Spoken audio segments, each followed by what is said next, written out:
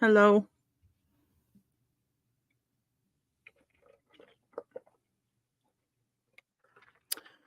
Hey guys. Woof. What an evening.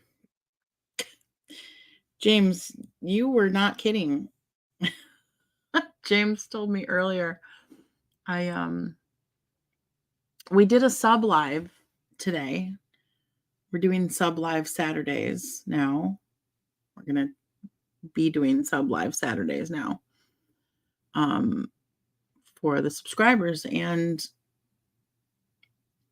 after I got off the sub live, I think it was after I got off the sub live, I posted a video on the main page because I haven't been posting there, and I finally decided that I'm going to do my best to take the content from YouTube related to our family vlog and make a little short 3 to 8 minute video out of it, just like a clip, not the whole video. And direct people like, hey, you want to watch the rest of the video? Go find us on YouTube. That's where we're posting now. We've only been talking about it for months upon months upon months upon months. And then I posted it and I kind of forgot about it because I was working on getting our $9.99 subscribers from this page over into our new community space. So I was really busy. I was helping like 15 different people.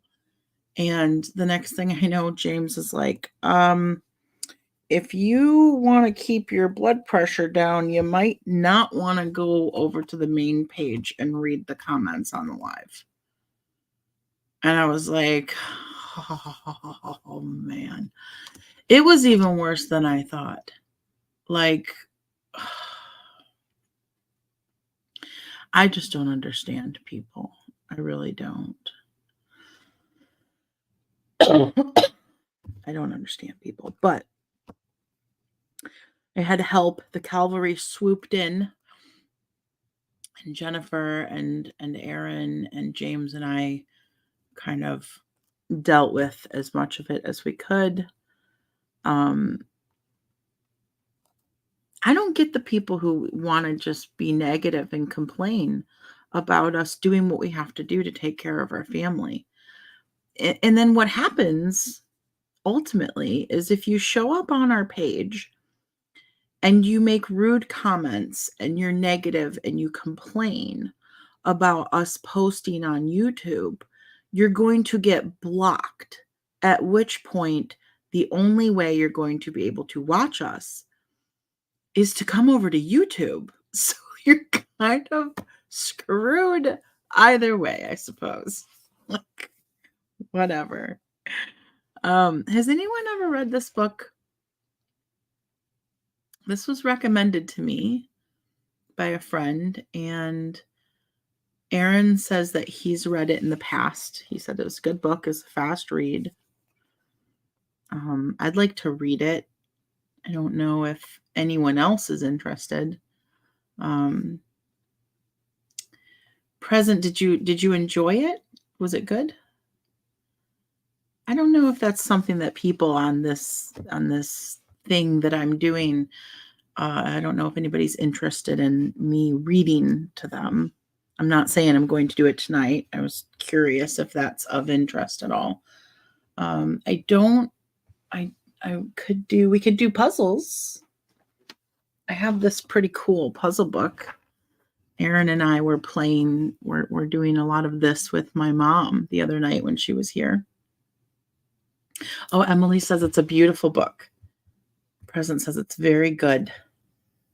Yeah, I've been told really good things, and I wonder if other people would be interested in hearing it. Here, I'll read you what the back says. I don't know how to say this. Is it Toltec wisdom? It says, in the Four Agreements, Don Miguel Ruiz reveals the source of self-limiting beliefs that rob us of joy and create needless suffering based on ancient Toltec wisdom. The four agreements offer a powerful code of conduct that can rapidly transform our lives to a new experience of freedom, true happiness, and love. Apparently, it's about learning how to let go of things. And I feel like it's fitting for tonight because I need to learn how to let go of these comments, y'all. Like these people, it just kills me. And I took my blood pressure when I came in here to sit down with you guys, and it was high. It was like 138 over 90 something, like high. And I can't have that. I have to figure out why it bothers me so much when other people have issues with what I'm doing and how I can let go of that. Because it's a problem. It really, I don't know. I know that there's so many people out there that say, just let it go, just ignore it. I don't know how to do that. I really don't. I wish I did. I don't know how to do that. Um, it bothers me what people think of me, people questioning my integrity. Um, it really bothers me. So I don't know. Let's try it. Maybe we'll enjoy it. And if let's go through the first chapter. Here, let's give it a go. And if you guys hate it, tell me, and I won't read anymore. And if you like it, we can keep going, or we can come back to it another night. Let's see what it's about. It says chapter 1 is called Domestication and the Dream of the Planet.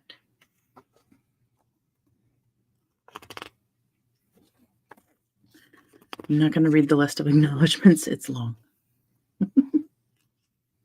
But this is before the chapter. It's about the Toltec. Am I saying that right? Toltec? I hope I'm saying that right. Thousands of years ago, the Toltec were known throughout southern Mexico as women and men of knowledge. Anthropologists have spoken of the Toltec as a nation or a race, but in fact, the Toltec were scientists and artists who formed a society to explore and conserve the spiritual knowledge and practices of the ancient ones. They came together as masters and students, and I have no idea how to say that word,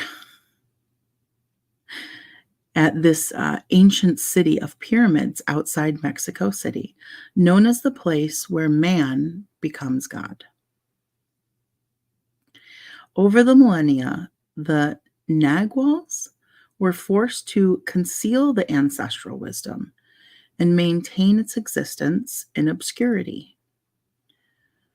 European conquest, coupled with rampant misuse of personal power by a few of the apprentices, made it necessary to shield the knowledge from those who were not prepared to use it wisely, or who might intentionally misuse it for personal gain. Fortunately, the esoteric Toltec knowledge was embodied and passed on through generations by different lineages of Naguals, though it remained veiled in secrecy for hundreds of years. Ancient prophecies foretold the coming of an age when it would be necessary to return the wisdom to the people.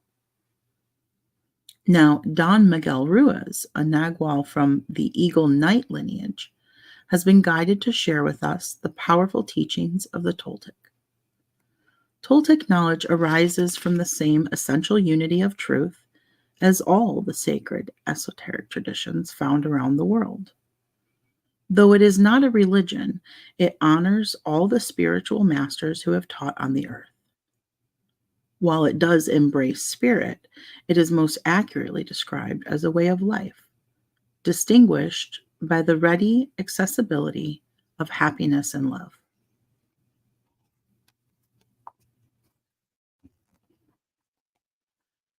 3,000 years ago, there was a human just like you and me who lived near a city surrounded by mountains. The human was studying to become a medicine man, to learn the knowledge of his ancestors. But he didn't completely agree with everything he was learning. In his heart, he felt there must be something more. One day, as he slept in a cave, he dreamed that he saw his own body sleeping. He came out of the cave on the night of a new moon. The sky was clear, and he could see millions of stars. Then something happened inside of him that transformed his life forever. He looked at his hands, he felt his body, and he heard his own voice say, "I am made of light. I am made of stars." He looked at the stars again, and he realized that it's not the stars that create light, but rather light that creates the stars. Everything is made of light, he said, and the space in between isn't empty. And he knew that everything that exists is one living being, and that light is the messenger of life because it is alive and contains all information. Then he realized that although he was made of stars, he was not those stars. I am in between the stars, he thought. So he called the stars the tonal, and the light between the stars, the nagwal.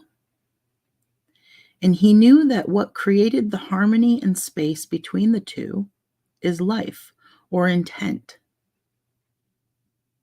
Without life, the tonal and the life is the force of the absolute, the supreme, the creator who creates everything. This is what he discovered. Everything in existence is a manifestation of the one living being we call God. Everything is God. And he came to the conclusion that human perception is merely light perceiving light. He also saw that matter is a mirror. Everything is a mirror that reflects light and creates images of that light. And the world of illusion, the dream, is just like smoke, which doesn't allow us to see what we really are. The real us is pure love, pure light, he said. This realization changed his life. Once he knew what he really was, he looked around at other humans and the rest of nature, and he was amazed at what he saw. He saw himself in everything.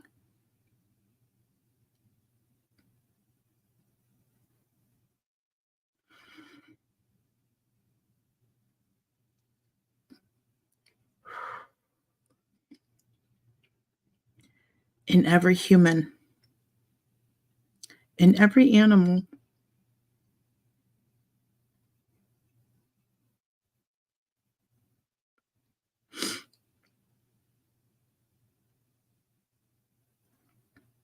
in every tree, in the water, in the rain, in the clouds, in the earth.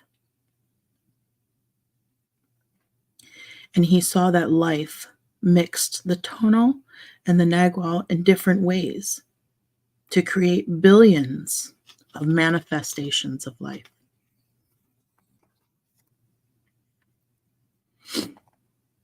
In those few moments, he comprehended everything.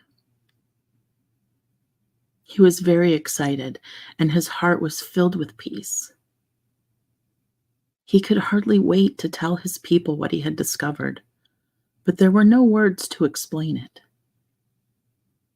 He tried to tell the others, but they could not understand. They could see that he had changed. that something beautiful was radiating from his eyes and his voice.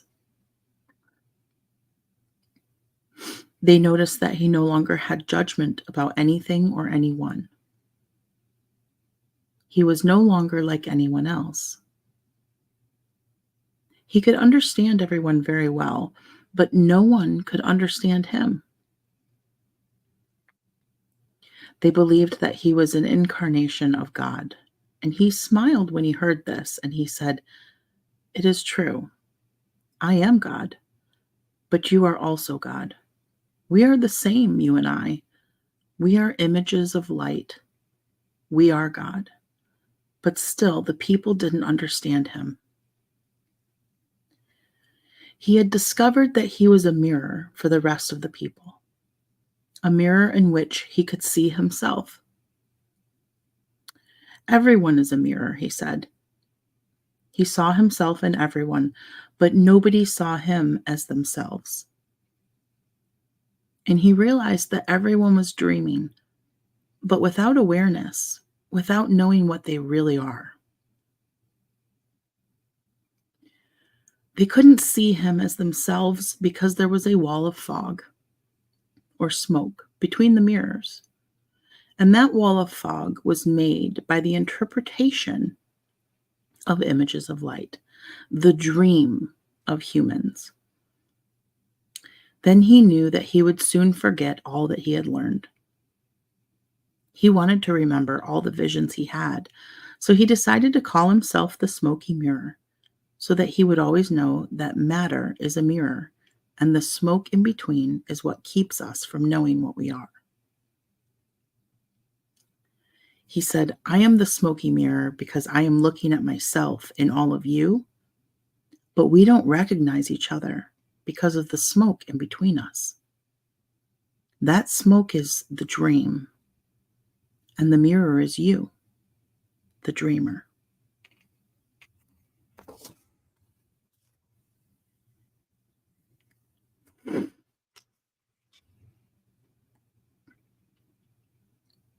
There's a quote here. It says, "Living is easy with eyes closed, misunderstanding all you see." John Lennon. What you are seeing and hearing right now is nothing but a dream. You are dreaming right now in this moment. You are dreaming with the brain awake. Dreaming is the main function of the mind, and the mind dreams 24 hours a day. It dreams when the brain is awake, and it also dreams when the brain is asleep. The difference is that when the brain is awake, there is a material frame that makes us perceive things in a linear way. When we go to sleep, we do not have the frame, and the dream has the tendency to change constantly. Humans are dreaming all the time.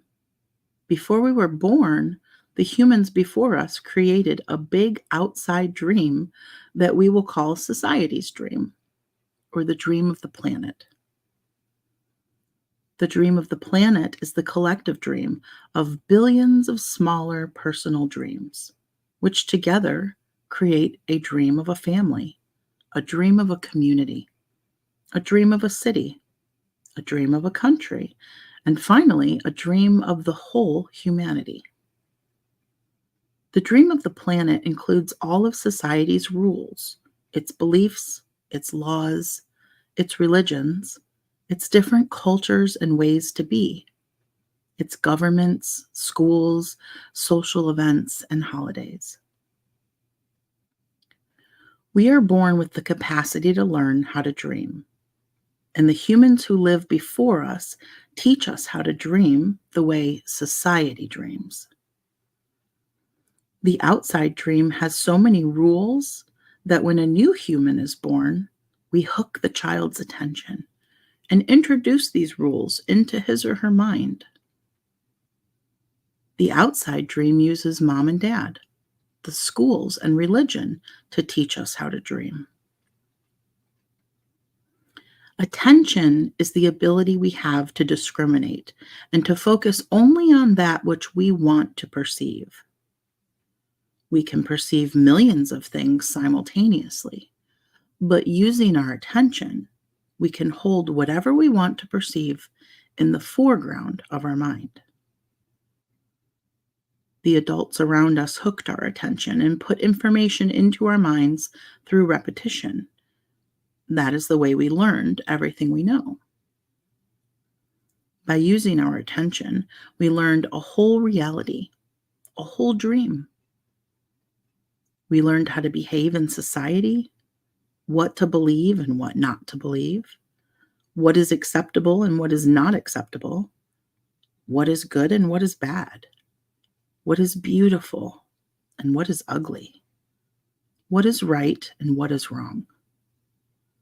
It was all there already, all that knowledge, all those rules and concepts about how to behave in the world.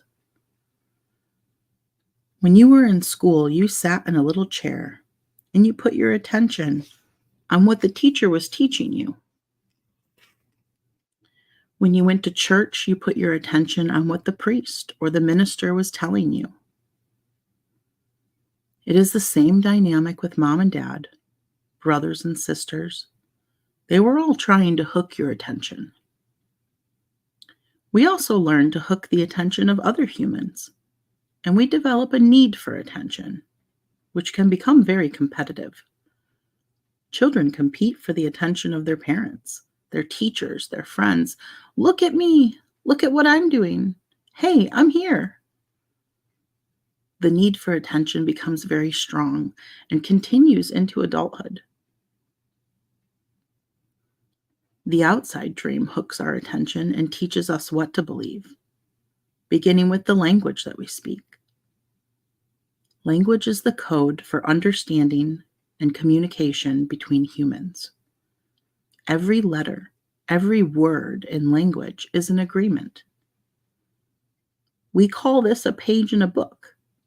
The word page is an agreement that we understand. Once we understand the code, our attention is hooked, and the energy is transferred from one person to another. It was not your choice to speak English. You didn't choose your religion or your moral values. They were already there before you were born. We never had the opportunity to choose what we believe or what not to believe. We never chose even the smallest of those agreements. We didn't even choose our own name. As children, we didn't have the opportunity to choose our beliefs, but we agreed with the information that was passed to us from the dream of the planet via other humans. The only way to store information is by agreement. The outside dream may hook our attention, but if we don't agree, we don't store that information. As soon as we agree, we believe it. And this is called faith. To have faith is to believe unconditionally. That's how we learn as children. Children believe everything adults say. We agree with them, and our faith is so strong that the belief system controls our whole dream of life. We didn't choose these beliefs, and we may have rebelled against them, but we were not strong enough to win the rebellion. The result is to surrender to the beliefs with our agreement. I call this process the domestication of humans. And through this domestication, we learn how to live and how to dream. In human domestication, the information from the outside dream is conveyed to the inside dream, creating our whole belief system. First, the child is taught the names of things: mom, dad, milk, bottle. Day by day, at home, at school, at church, and from television, we are told how to live. What kind of behavior is acceptable? The outside dream teaches us how to be a human. We have a whole concept of what a woman is and what a man is. And we also learn to judge. We judge ourselves, judge other people, judge the neighbors. Children are domesticated the same way that we domesticate a dog, a cat, or any other animal. In order to teach a dog, we punish the dog and we give it rewards. We train our children, whom we love so much, the same way that we train any domesticated animal, with a system of punishment and reward. We are told, "You're a good boy," or "You're a good girl," when we do what mom and dad wants us to do. When we don't, we are a bad girl or a bad boy. When we went against the rules, we were punished. When we went along with the rules, we got a reward. We were punished many times a day, and we were also rewarded many times a day. Soon, we became afraid of being punished, and also afraid of not receiving the reward. The reward is the attention that we got from our parents or from other people, like siblings, teachers, and friends. We soon develop a need to hook other people's attention in order to get the reward. The reward feels good, and we keep doing what others want us to do in order to get the reward. With that fear of being punished and that fear of not getting the reward, we start pretending to be what we are not, just to please others, just to be good enough for someone else. We try to please mom and dad. We try to please the teachers at school. We try to please the church. And so we start acting. We pretend to be what we are not because we are afraid of being rejected. The fear of being rejected becomes the fear of not being good enough. Eventually, we become someone that we are not. We become a copy of mama's beliefs or daddy's beliefs, society's beliefs, and religion's beliefs. All our normal tendencies are lost in the process of domestication. And when we are old enough for our mind to understand, we learn the word no. The adults say, "Don't do this and don't do that." We rebel and say, "No." We rebel because we are defending our freedom. We want to be ourselves, but we are very little, and the adults are big and strong. After a certain time, we are afraid because we know that every time we do something wrong, we are going to be punished. The domestication is so strong that at a certain point in our lives, we no longer need anyone to domesticate us. We don't need mom or dad, the school, or the church to domesticate us. We are so well trained that we are our own domesticator. We are an auto-domesticated animal. We can now domesticate ourselves according to the same belief system we were given and using the same system of punishment and reward. We punish ourselves when we don't follow the rules according to our belief system. We reward ourselves when we are the good boy or the good girl. The belief system is like a book of law that rules our mind. Without question, whatever is in that book of law is our truth. We base all of our judgments according to the book of law, even if these judgments go against our inner nature. Even moral laws, like the 10 Commandments, are programmed into our mind in the process of domestication. One by one, all of these agreements go into the book of law, and these agreements rule our dream. There is something in our minds that judges everybody and everything, including the weather, the dog, the cat, everything. The inner judge uses what is in our book of law to judge everything we do and don't do, everything we think and don't think, and everything we feel and don't feel.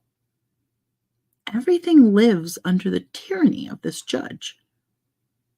Every time we do something that goes against the book of law, the judge says we are guilty. We need to be punished. We should be ashamed. This happens many times a day after day, for all the years of our lives. There is another part of us that receives the judgments, and this part is called the victim. The victim carries the blame, the guilt, and the shame. It is the part of us that says, "Poor me, I'm not good enough. I'm not intelligent enough. I'm not attractive enough. I'm not worthy of love. Poor me." The big judge agrees and says, "Yes, you are not good enough." And this is all based on a belief system that we never chose to believe. These beliefs are so strong that even years later, when we are exposed to new concepts and try to make our own decisions, we find that these beliefs still control our lives. Whatever goes against the book of law will make you feel a funny sensation in your solar plexus, and it's called fear. Breaking the rules in the book of law opens your emotional wounds, and your reaction is to create emotional poison. Because everything that is in the book of law has to be true. Anything that challenges what you believe is going to make you feel unsafe. Even if the book of law is wrong, it makes you feel safe. That is why we need a great deal of courage to challenge our own beliefs. Because even if we know we didn't choose all these beliefs, it is also true that we agreed to all of them. The agreement is so strong that even if we understand the concept of it not being true, we feel the blame, the guilt, and the shame that occur if we go against these rules. Just as the government has a book of laws that rule the society's dream, our belief system is the book of laws that rules our personal dream. All these laws exist in our mind. We believe them, and the judge inside us bases everything on these rules. The judge decrees, and the victim suffers the guilt and punishment. But who says there's justice in this dream? True justice is paying only once for each mistake. True injustice is paying more than once for each mistake. How many times do we pay for one mistake? The answer is thousands of times. The human is the only animal on earth that pays 1,000 times for the same mistake. The rest of the animals pay once for every mistake they make, but not us. We have a powerful memory. We make a mistake, we judge ourselves, we find ourselves guilty, and we punish ourselves. If justice exists, then that was enough. We don't need to do it again. But every time we remember, we judge ourselves again. We are guilty again, and we punish ourselves again and again and again. If we have a wife or a husband, he or she also reminds us of the mistake, so we can judge ourselves again, punish ourselves again, and find ourselves guilty again. Is this fair? How many times do we make our spouse, our children, or our parents pay for the same mistake? Every time we remember the mistake, we blame them again and send them all the emotional poison we feel at the injustice, and then we make them pay again for the same mistake. Is that justice? The judge in the mind is wrong because the belief system, the book of law, is wrong. The whole dream is based on false law. 95% of the beliefs we have stored in our minds are nothing but lies. And we suffer because we believe all of these lies. In the dream of the planet, it is normal for humans to suffer, to live in fear, and to create emotional dramas. The outside dream is not a pleasant dream. It is a dream of violence, a dream of fear, a dream of war, a dream of injustice. The personal dream of humans will vary, but globally, it is mostly a nightmare. If we look at human society, we see a place so difficult to live in because it is ruled by fear. Throughout the world, we see human suffering, anger, revenge, addictions, violence in the street, and tremendous injustice. It may exist at different levels in different countries around the world, but fear is controlling the outside dream. If we compare the dream of human society with the description of hell that all religions all around the world have, can't pronounce that word, promulgated, we find they are exactly the same. Religions say that hell is a place of punishment, a place of fear, pain, and suffering, a place where the fire burns you. Fire is generated by emotions that come from fear. Whenever we feel the emotions of anger, jealousy, envy, or hate, we experience a fire burning within us. We are living in a dream of hell. If you consider hell a state of mind, then it is all around us. Others may warn us that if we don't do what they say we should do, we will go to hell. Bad news. We are already in hell, including the people who tell us that. No human can condemn another to hell because we are already there. Others can put us in deeper, true, but only if we allow this to happen. Every human has his or her own personal dream. And just like the society dream, it is often ruled by fear. We learn to dream hell in our own life, in our personal dream. The same fears manifest it in different ways for each person, of course, but we experience anger, jealousy, hate, envy, and other negative emotions. Our personal dream can also become an ongoing nightmare where we suffer and live in a state of fear. But we don't need to dream a nightmare. It is possible to enjoy a pleasant dream.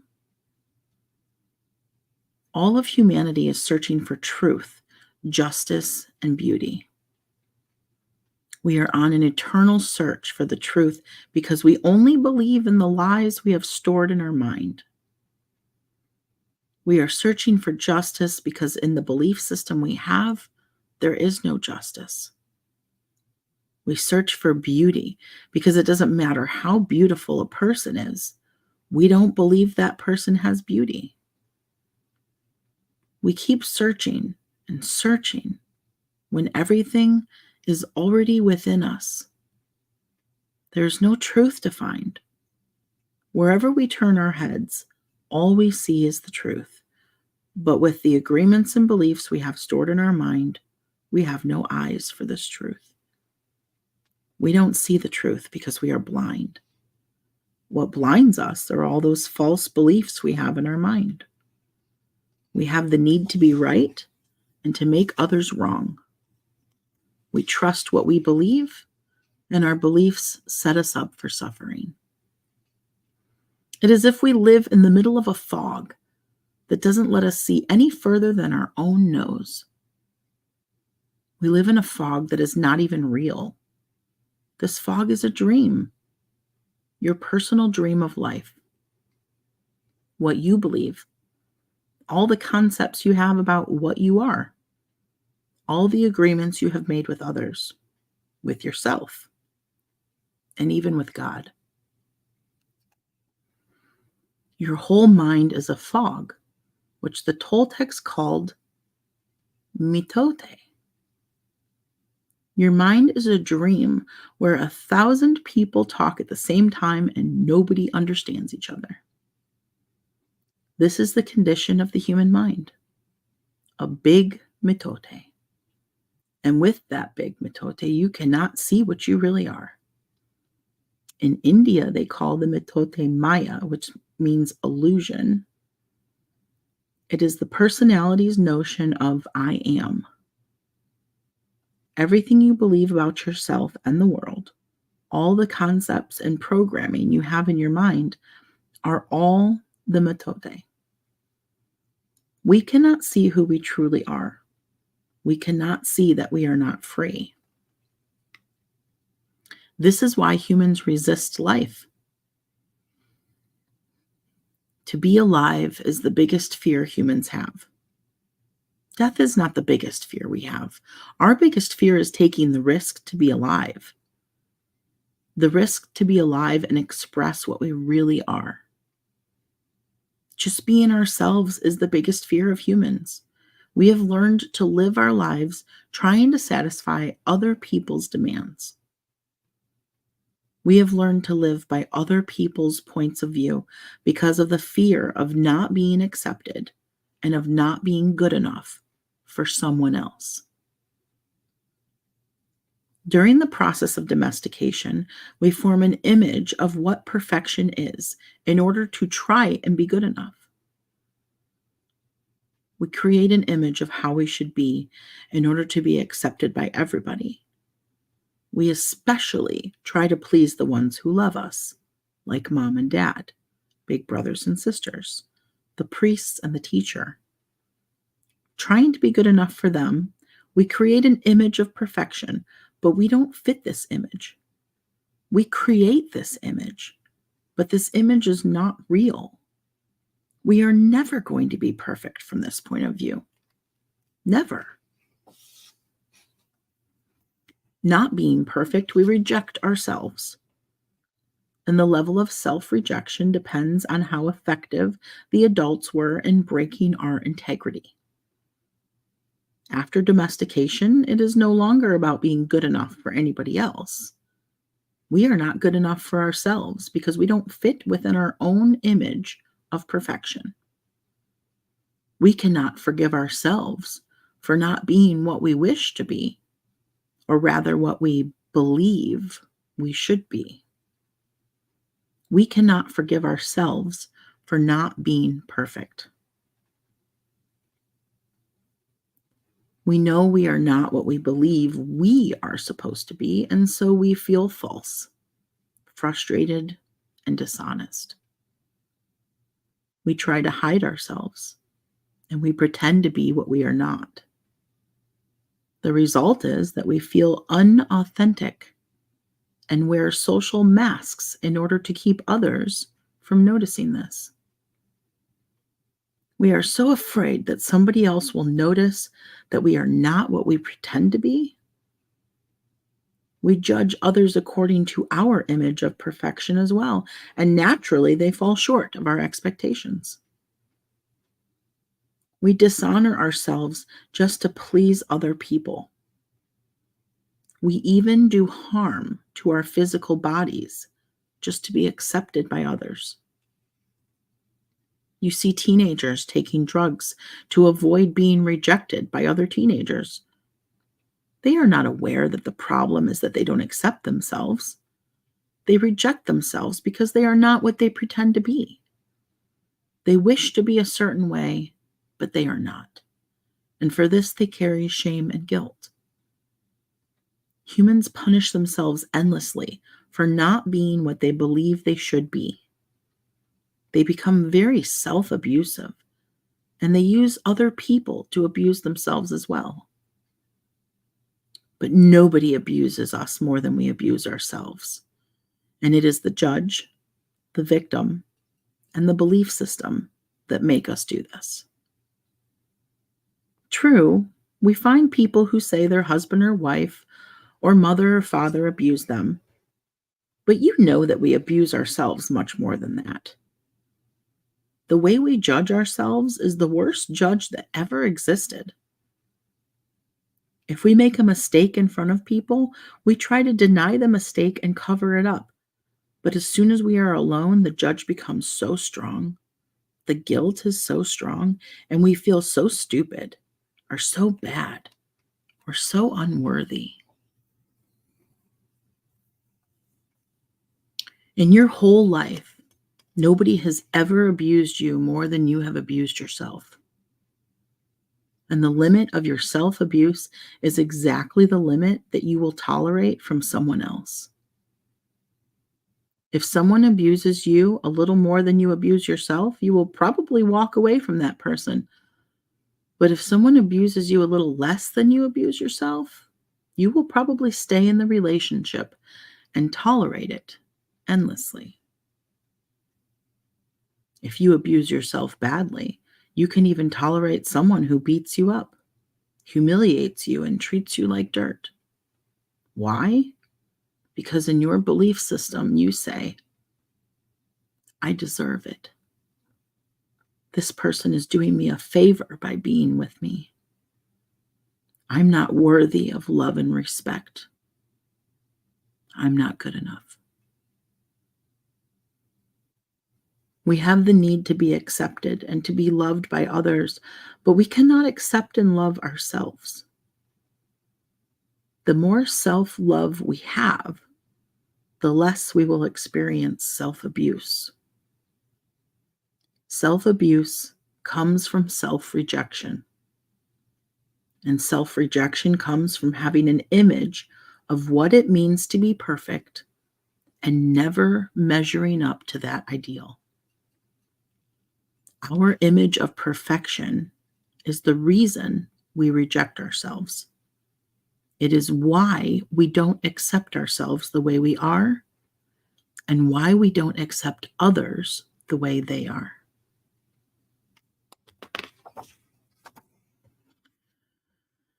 There are thousands of agreements you've made with yourself, with other people, with your dream of life, with God, with society, with your parents, with your spouse, with your children. But the most important agreements are the ones you made with yourself. In these agreements, you tell yourself who you are, what you feel, what you believe, and how to behave. The result is what you call your personality. In these agreements, you say, this is what I am, this is what I believe. I can do certain things, and some things I cannot do. This is reality. That is fantasy. This is possible. That is impossible. One single agreement is not such a problem, but we have many agreements that make us suffer, that make us fail in life. If you want to live a life of joy and fulfillment, you have to find the courage to break those agreements that are fear-based and claim your personal power. The agreements that come from fear require us to expend a lot of energy, but the agreements that come from love help us to conserve energy and even gain extra energy. Each of us is born with a certain amount of personal power that we rebuild every day after we rest.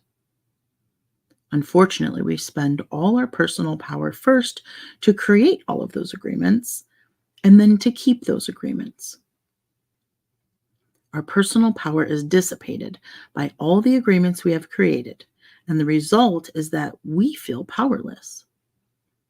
We have just enough power to survive each day because most of it is used to keep the agreements that trap us in the dream of the planet. How can we change the entire dream of our life when we have no power to change even the smallest agreement? If we can see it is our agreements that rule our own life and we don't like the dream of our life, we need to change the agreements. When we are finally ready to change our agreements, there are 4 very powerful agreements that will help us to break those agreements that come from fear and deplete our energy. Each time you break an agreement, all the power you use to create it returns to you. If you adopt these 4 new agreements, they will create enough personal power for you to change the entire system of your old agreements. You need a very strong will in order to adopt the 4 agreements. But if you can begin to live your life with these agreements, the transformation in your life will be amazing. You will see the drama of hell disappear right before your very eyes. Instead of living in a dream of hell, you will be creating a new dream, your personal dream of heaven.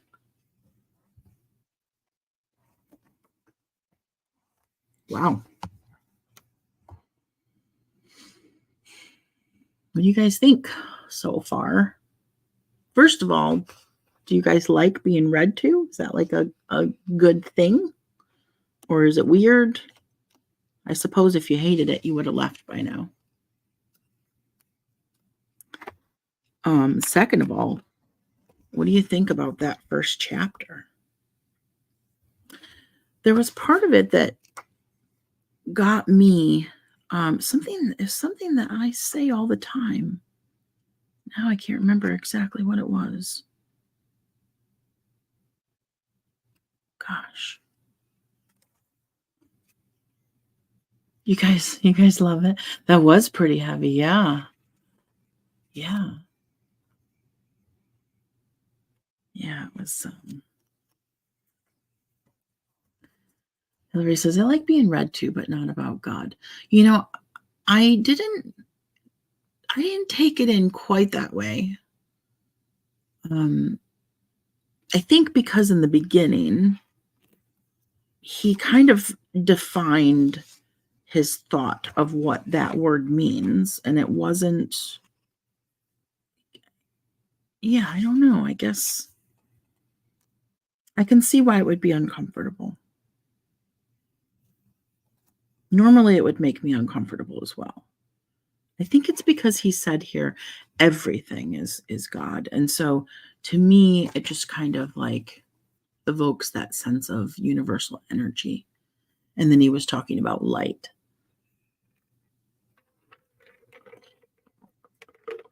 Yeah, that's a good point about copyright issues. Technically, a lot of people don't know this, but technically, you are supposed to have the author's permission to read their book because it is copyright. Alex says, "I love your reading voice. Can I request Harry Potter next? You know you want to reread them." Yeah,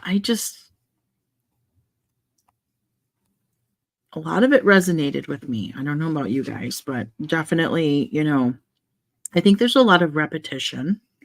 I don't know if all that repetition was necessary. Maybe it was, and I just don't realize it.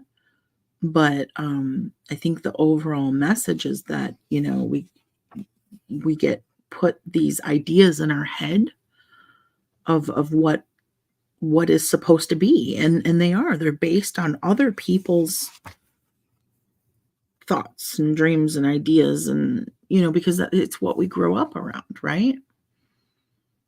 So we really don't get to formulate that for ourselves, and that makes sense. It's kind of impossible unless you grow up in a forest by yourself. But I don't know. Mm,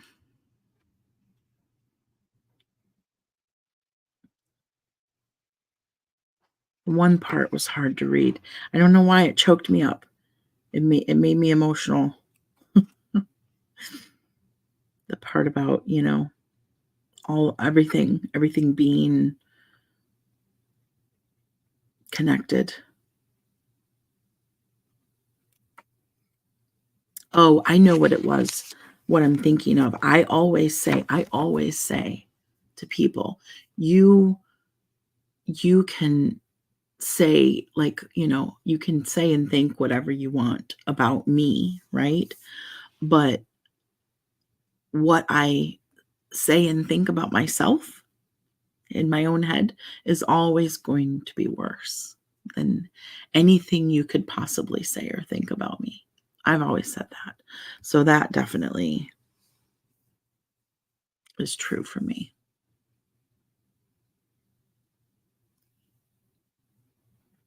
Sharon, you took a shower and you can hear me loud and clear. Was I that loud?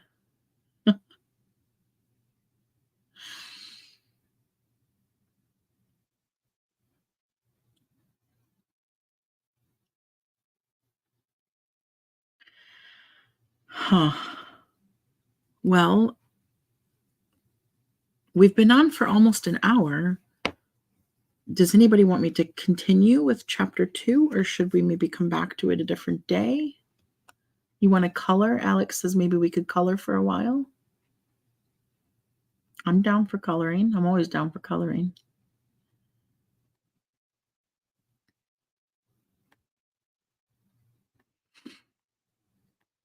CBT therapy is wonderful. I did CBT therapy for a year when I was in college, when I was in my 30s and in undergrad. It is so it sneaks up on you, like you have no idea it's actually working, and then it does. It's pretty amazing. CBT, if you guys didn't know, CBT therapy stands for cognitive behavioral therapy.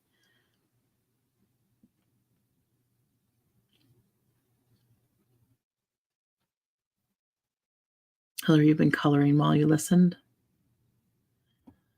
Chris, do you think I should get a YouTube channel just to read? I don't know about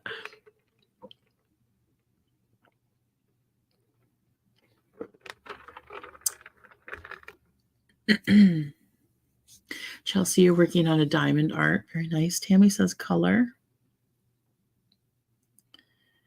All right. Well, I guess we'll pick this back up another day.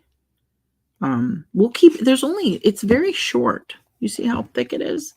There's only like 4 chapters. So I think we could read this in 3 sessions. We just did like a third of it. Look at that. So next time we get together and we want to read, maybe in a few days, we'll do this middle section. And then the third time we'll do the last section. How about that?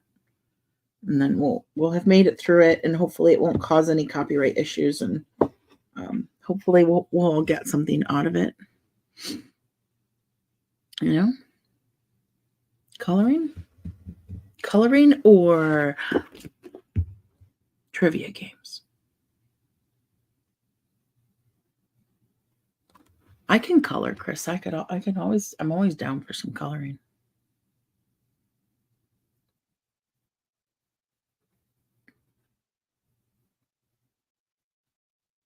I just have to pick out a book to color in. Oh. Well, we got a couple people interested in trivia.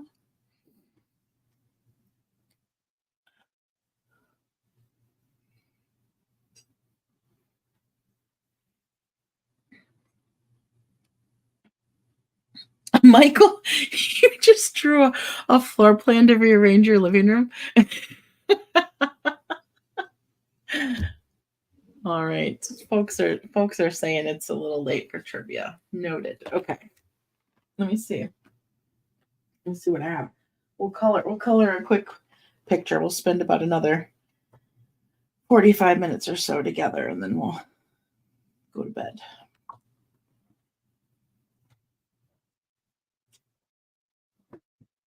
Let's see.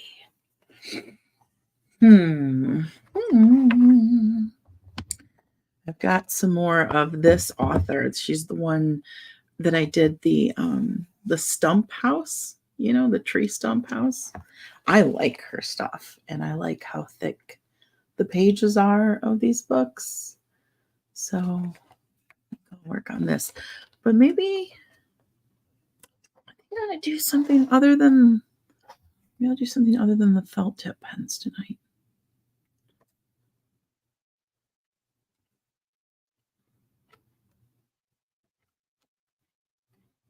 Look for something that's not too involved. Look at that. Look at that hippo. That's cute. I like that. Oh, Darcy, stop that. Stop that. You would know some of the answers, I'm sure of it.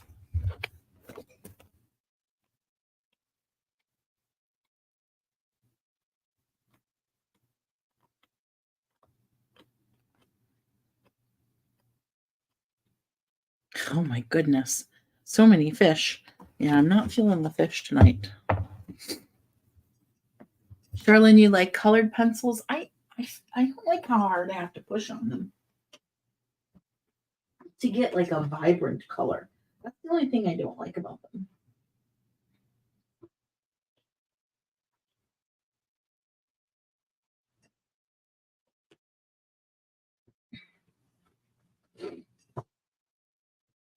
One more. I have one more of hers. Whew.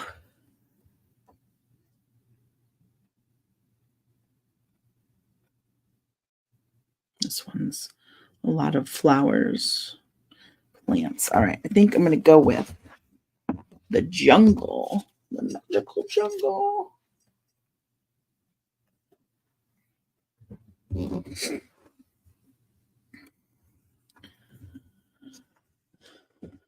What's my favorite media to use when coloring? You know, I really am enjoying the felt pens that I've been using because I really like vibrant colors and they lay down quite easily.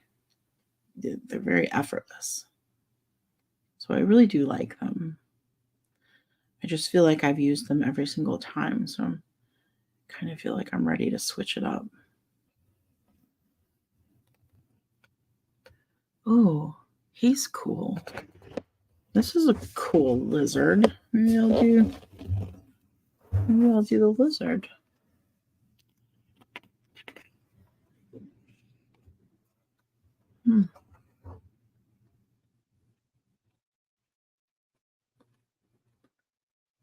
Yeah, I think I'll do the lizard.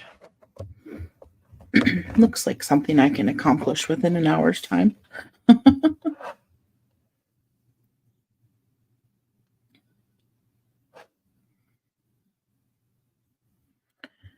My keyboard out of here.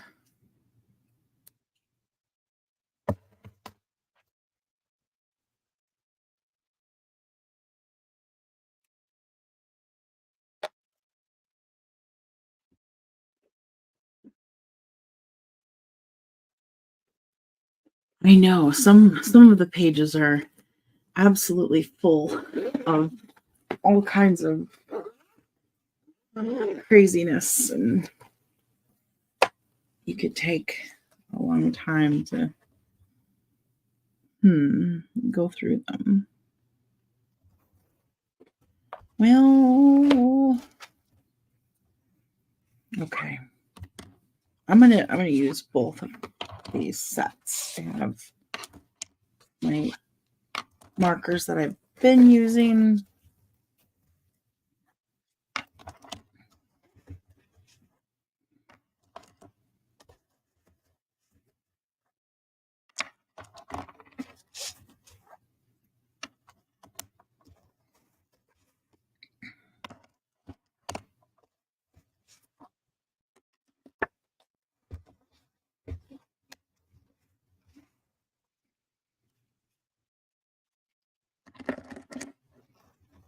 I'm glad you guys enjoyed the book. It really, I don't know about you guys, but it brought my blood pressure down at least. It feels like it did.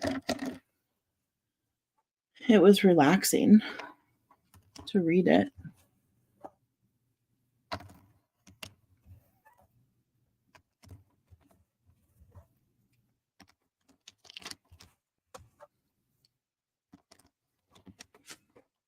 Wendy, I'm already envisioning green, a lot of green. I know that's boring because lizards are green. So you want to use some of these too. Some of these. We'll see how they differ from. In fact, I'm not even going to take all of these out because I don't think I'll use them all. I I can't help myself. I'm very partial to greens and blues.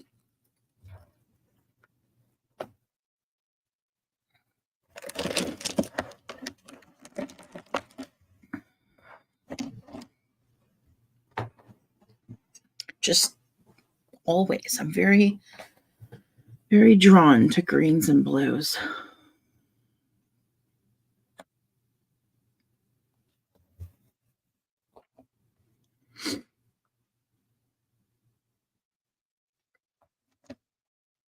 Orange or red feet would be cool. Maybe orange.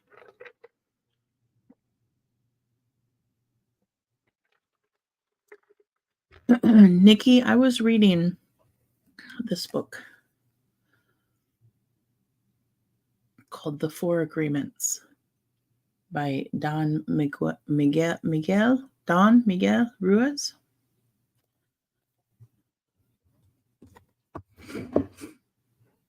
It wasn't really planned that way. I didn't know if people would want to be read to.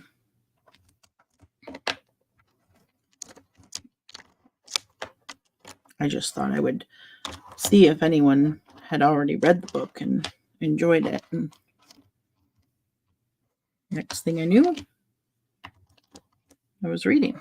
Which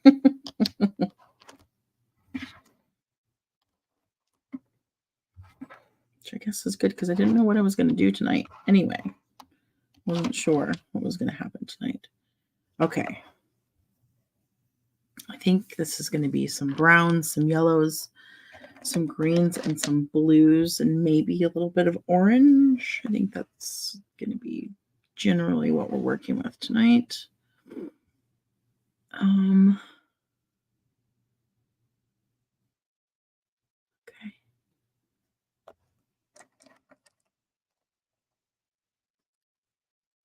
Chris, you love it when people read to you. I told Erin not long ago that we should pick a book and start reading to each other at night. Unfortunately, it seems like by the time we get into bed, we're too tired. We usually chat for about 15 minutes, maybe half an hour tops, and then we're out.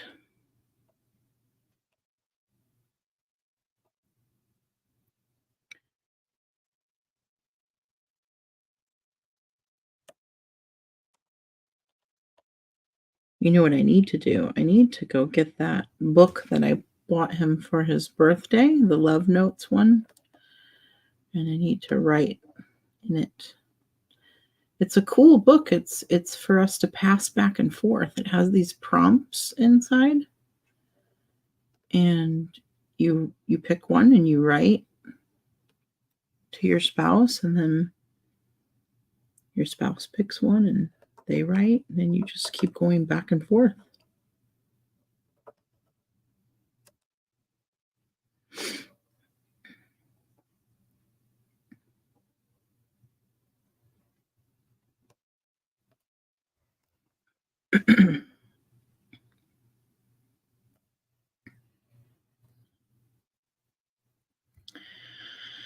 Nana, a great way to practice voiceovers. You know, I really do wish I could find a voiceover agency for myself.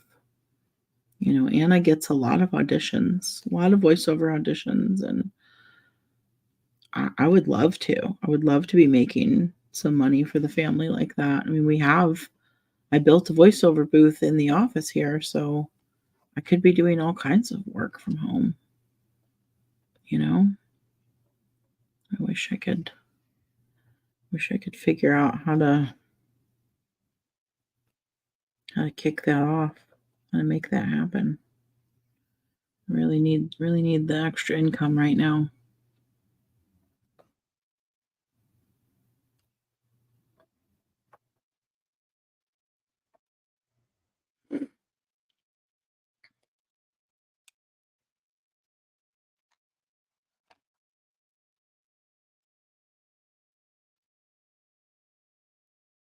I'm trying to figure out. Okay, so I think it's going to be. This is basically going to be like a tattooed lizard.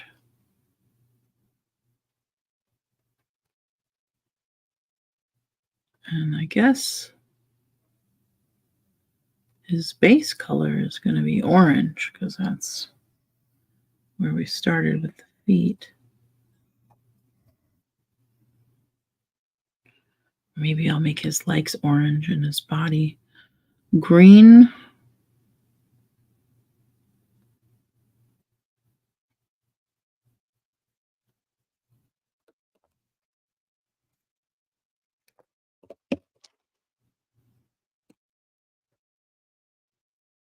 Thank you, Chelsea.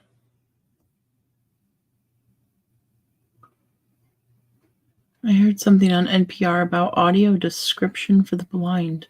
Maybe look into that as well.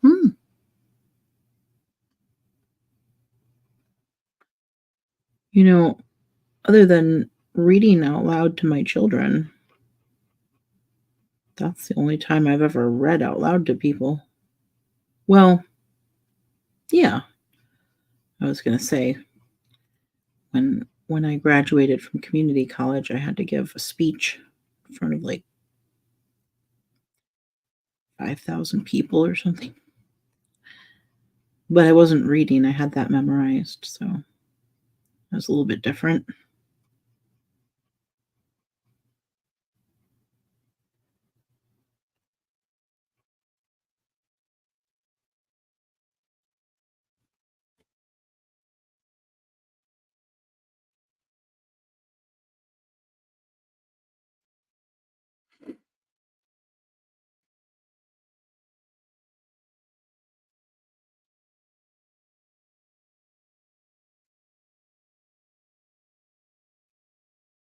Nikki, you've had books on tape. You would fall asleep while listening to them and forget where you left off and have trouble finding the spot.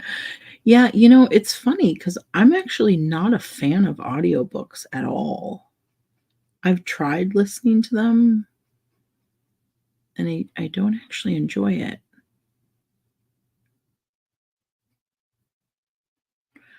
I don't know why. Maybe because I feel it should be read a particular way and inside my own head, and the person reading it is reading it differently, and it just doesn't sit right with me. But I also really like holding the book, reading the book. I like books. I don't like ebooks either. I prefer to have the actual book in my hand and feel the pages and smell it and read the print. And I guess I like to formulate my own idea of how voices sound. And you kind of, when you listen to someone else, they kind of put the idea in your head of the emotion and how to interpret things.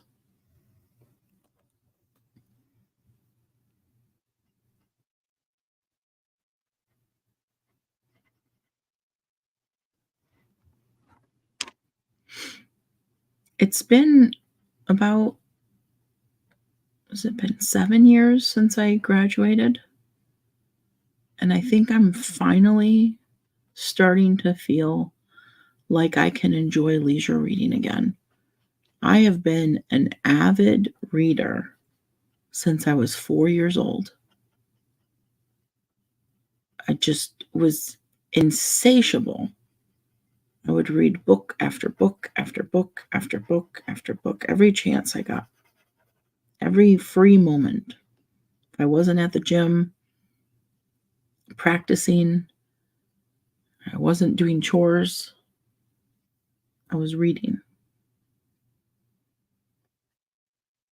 And I loved it so, so, so much until I decided in my 30s that I was going to further my education. beyond a GED, and I went back to school for 6 years straight, full time. First, I did community college, got my associate's degree, went straight into undergrad at University of Michigan, got my bachelor's degree, went straight into my master's program, got my master's degree, and let me tell you, by the time that 6 years was up, I didn't want anything to do with reading. I was so sick of forcing myself to read, and it was sad for me. I tried so many times to pick up a book and just sit there and relax and enjoy it, and I just couldn't even make myself.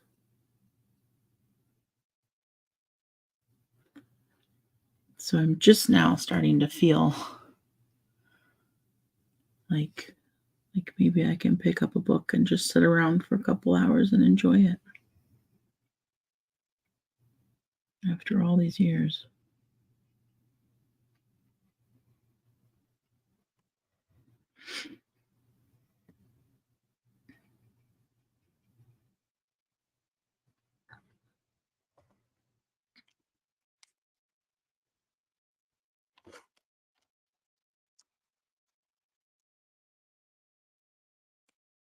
Dee says, as much as I don't like reading, I love to smell books. I don't know what it is. Flip the pages and put my nose right up to it. It's because they smell amazing. That fresh print, the ink, mm, I love it. I love that smell. It's like it's like an old school newspaper press, like you go in where they used to actually put the stamps down and print the ink, or like the Xerox machine when we were kids. The what was that machine they had in the school library that had that very distinct smell to it? The Ditto machine.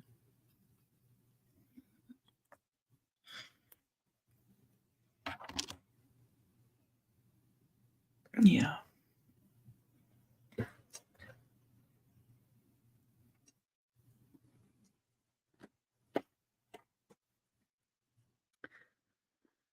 Wendy, your husband and you used to read poems to each other. Oh, Wendy, that's so cool.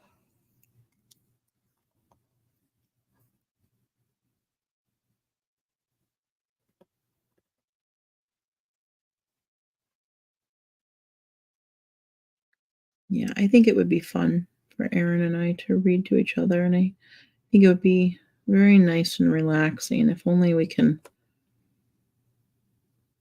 get to a place where we have the time, the energy. Right now, we're all about work, work, work, work, work because we have to. We have to. But one day, things will settle down and bills will be paid again without so much stress and worry, and we will have more leisure time again. I know it'll happen.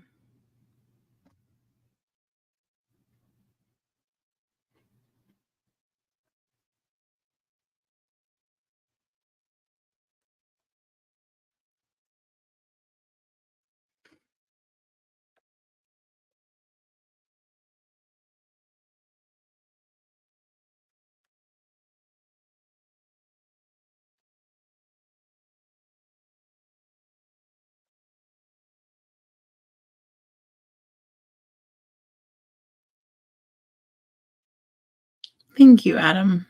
Appreciate that. Michael, Stephen King's Needful Things was the first book you were able to read that didn't tire you out. That's a good book.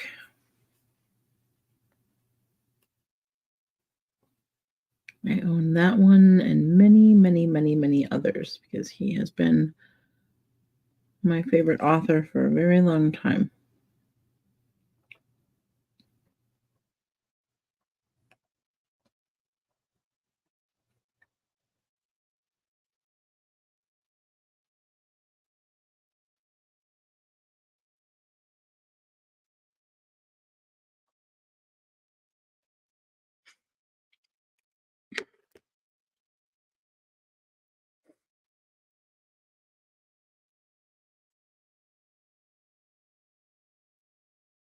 Tammy, I'm so sorry you've been sick.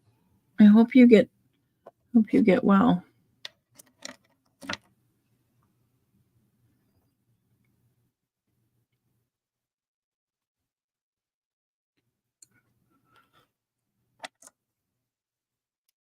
Let's see.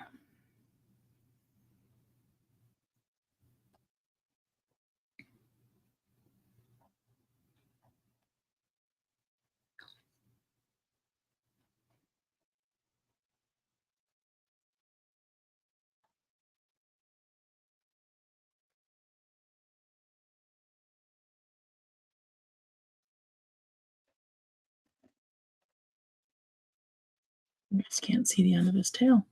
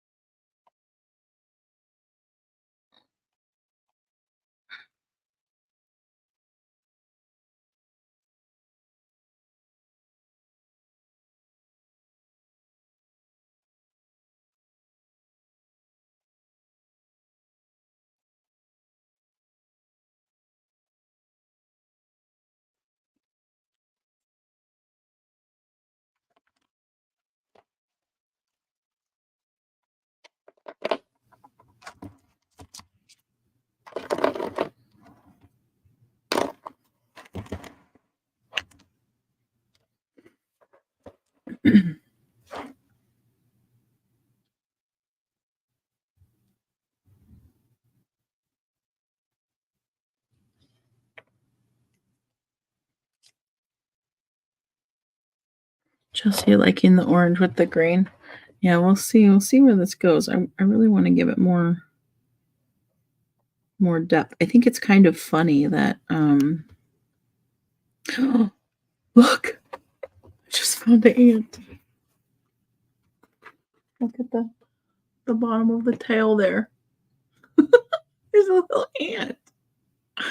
Oh, it's so cute. I love it. I think it's kind of funny that there's all of this greenery on him, but I'm making at least his tail green. So we're gonna have to do something different because I don't want to do just green on green.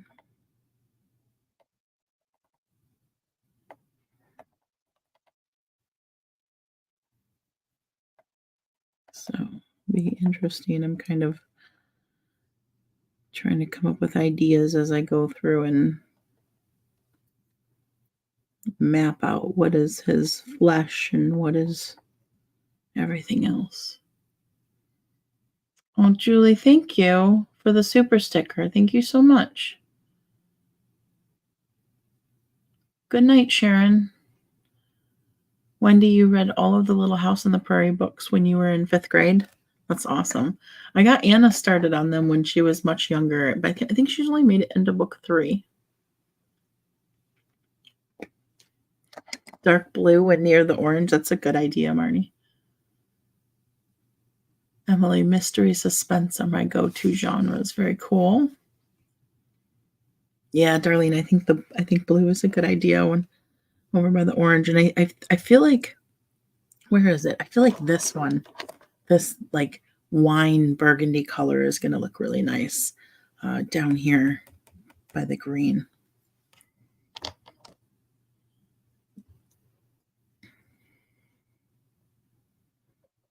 See what we come up with.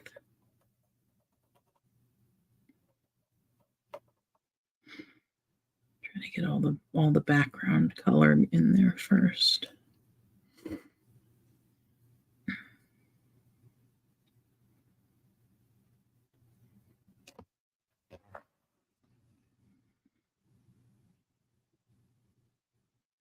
It's so neat. He's like just has this continual overlay of leaves and flower parts.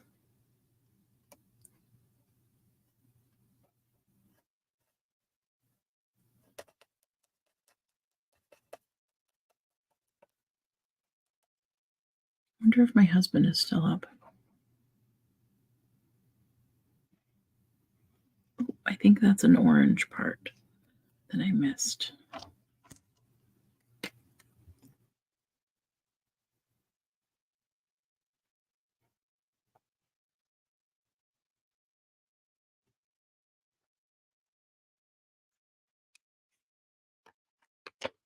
All of his scales are leaves, right, Kat? It's kind of neat. I like it.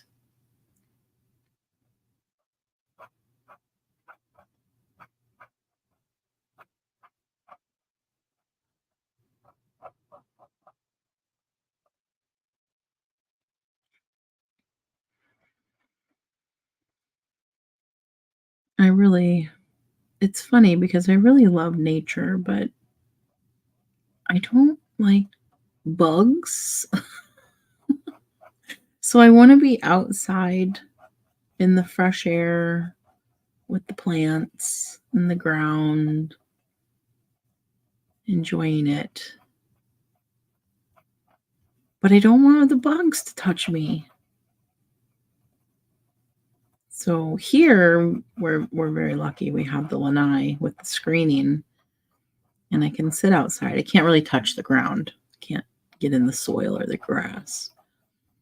But at least I can get the fresh air and the view without the bugs bothering me. But it's just really weird how, like, I really do love nature and I wanna be out in it, but can't handle the creepy crawly side of it,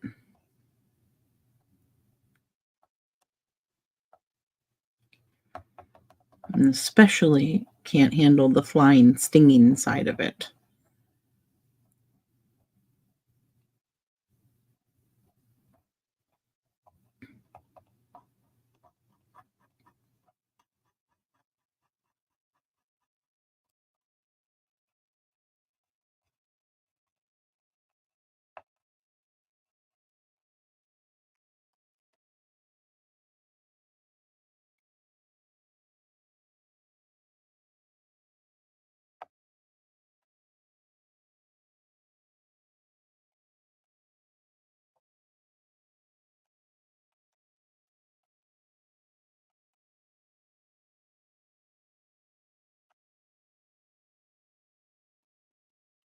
Bugs in the South are like no others.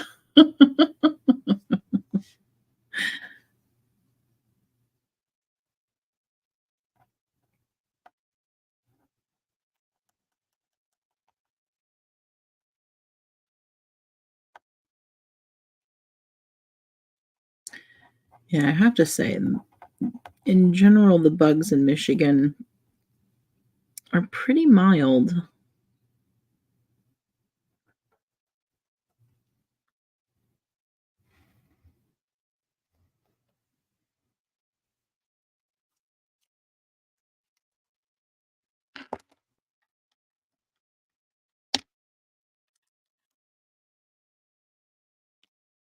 You wouldn't like my campground.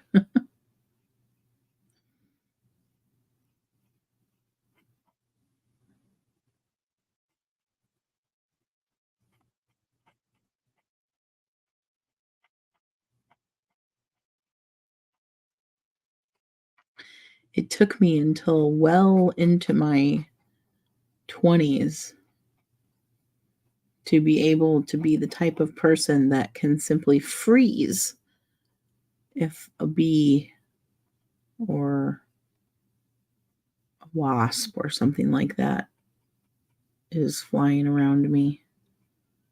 because prior to that, I was the type of person that would run screaming with my arms flailing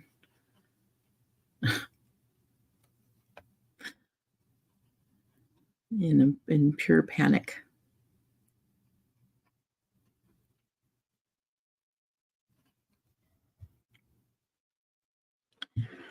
I know, Wendy, I totally agree with you. Bugs do keep the planet going, and over time, I have learned while I do fear them, I've learned how important they are, and so I got to the point where I will catch and release spiders in my home if they're in a place where they cannot be, such as over my bed or, you know, something like that.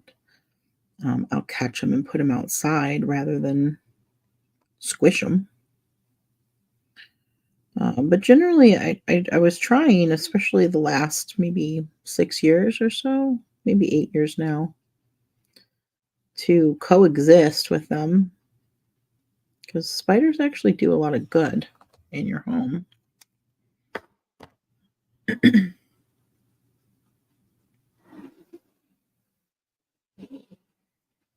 Oh, Emily, yeah, I don't know about all that. I don't know about those guys, those cockroaches. Ooh.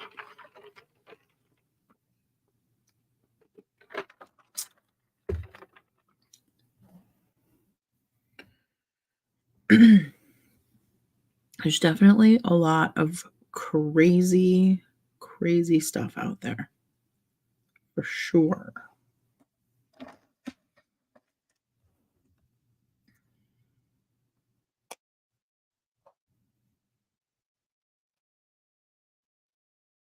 Sometimes you think you've seen it all,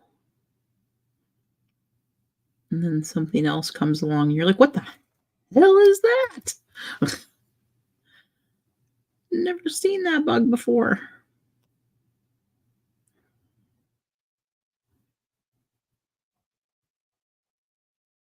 I remember when I was younger, I think we were driving home from my Girl Scout camp, going down the freeway, and this bug landed on the windshield, didn't get splattered because it was that large. It was that large of a bug that it did not splatter against the windshield. It simply landed on it. I suppose maybe it was something like a grasshopper, but it was a very, very large one. Thank you, Dee. Thank you so much for the super sticker. It was a very large grasshoppery style bug, perhaps, but I don't think it had grasshopper jumping type legs from what I remember. It had wings, and the one thing that I distinctly remember it having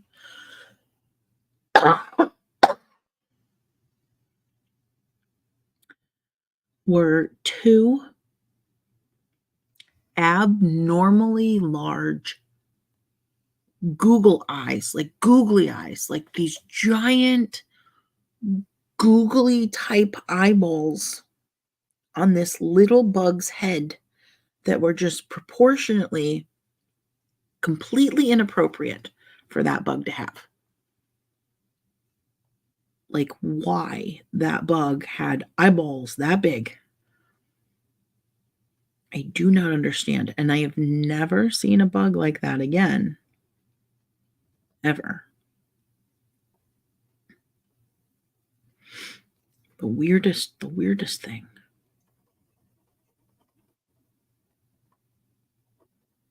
Looking right at us through the windshield.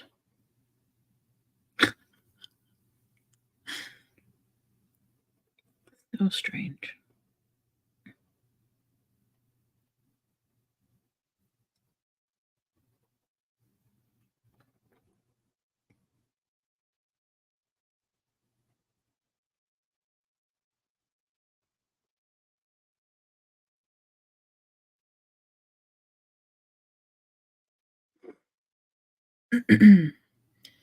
Texas has some real strange bugs.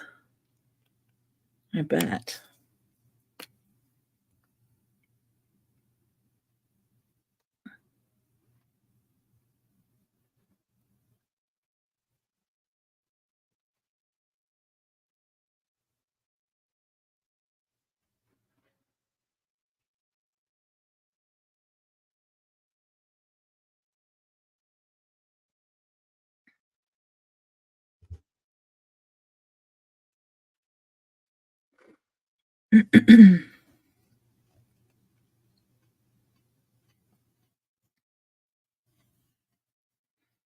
Hmm.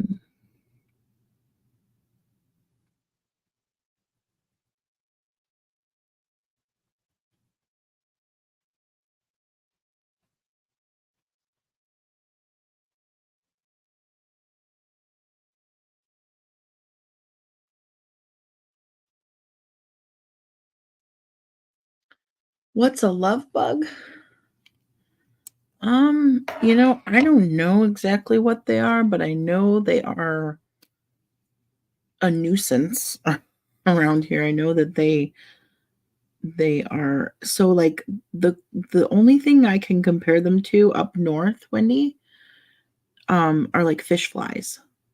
They are in mass, in quantity, very much like the fish flies back up north. But I think they attach to each other, like they're mating or something, I don't know, and then they're just all over everything, everywhere.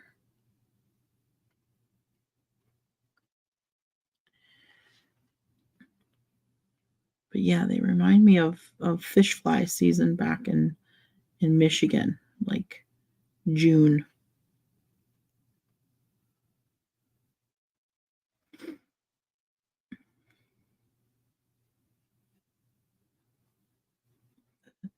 The fish flies in Michigan, and they come out and they cover every square inch of everything. They cover at the gas stations, they've covered the whole pump, everything, just all over it.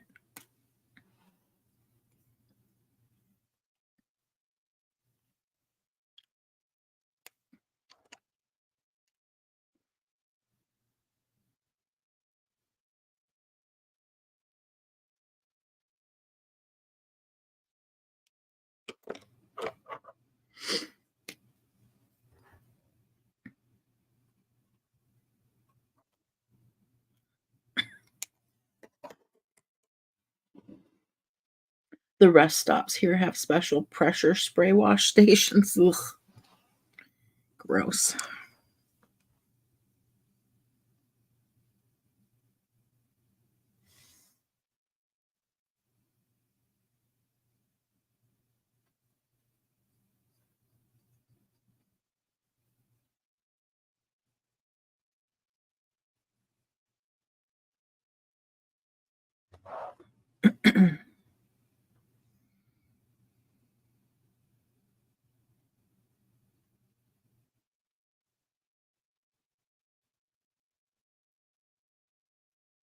Like, when it's that bad that you have to stop for gas and to spray your car off,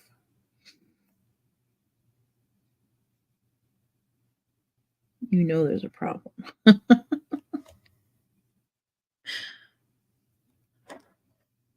Their butts are attached to each other. Oh, I love cicadas. I love them. I love them. I'm used to them from Michigan, and I do enjoy the cicadas. I actually like them a lot.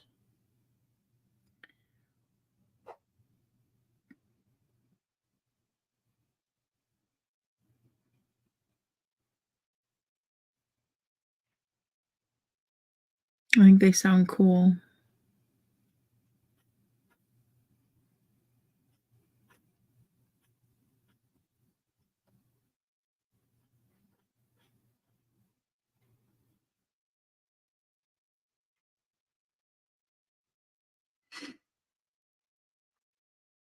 And they leave those cool shells behind on the trees.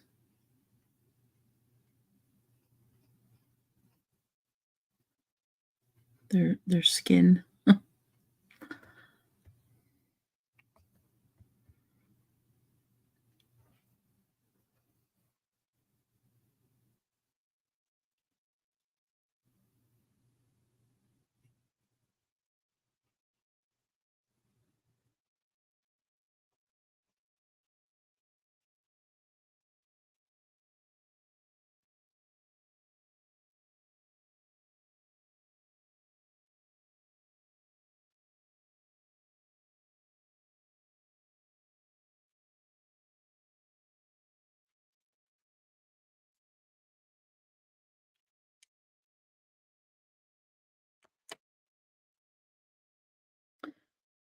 Yeah, well, okay, so Chris, I can't see what projects you're all doing here, but when you get into the community space, there is a free area, a free like section of the community space that you can join that is it's called Zoned for Zennies, and it has a chat, and it has a content a part a content page where I post like the link when I go live. And I can definitely set up, if you guys are interested in that, I can set up a place where we can all put pictures of what we're working on. If that's something that you all are interested in, I can absolutely do that. So we have like a community space over there, like our own little Zennies community space. And we can do that. We can share pictures of what we're working on. That would be awesome.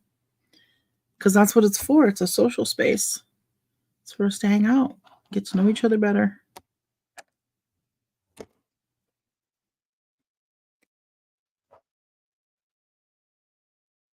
We should totally do that. I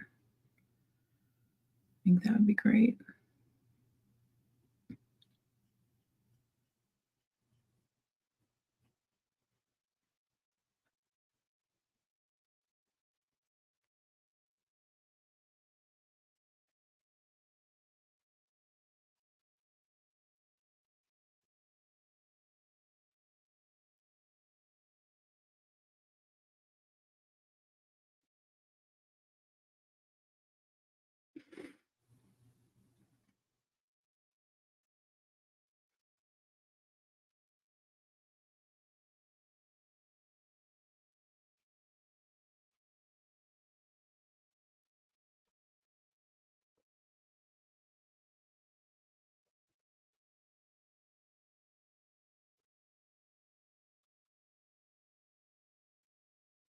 Marnie grew up believing that ladybugs were love bugs. Did you guys know that the ladybugs that we had around when we were kids are pretty much all gone now? And the things that we see now that some kids still call ladybugs are actually Japanese beetles. They're evil, evil little ladybugs that bite. Like actual ladybugs don't pinch you, but Japanese beetles do. And Japanese beetles are invasive. And we put them here as usual, thinking we were doing something good.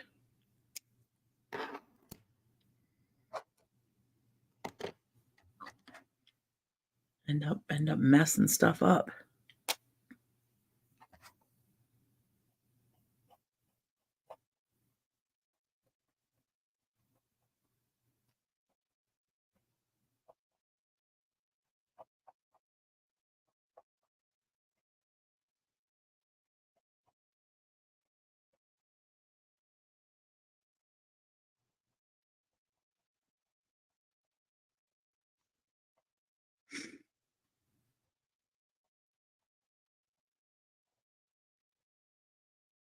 It was funny. Aaron and I taught Anna about this, the fact about the Japanese beetles and the ladybugs.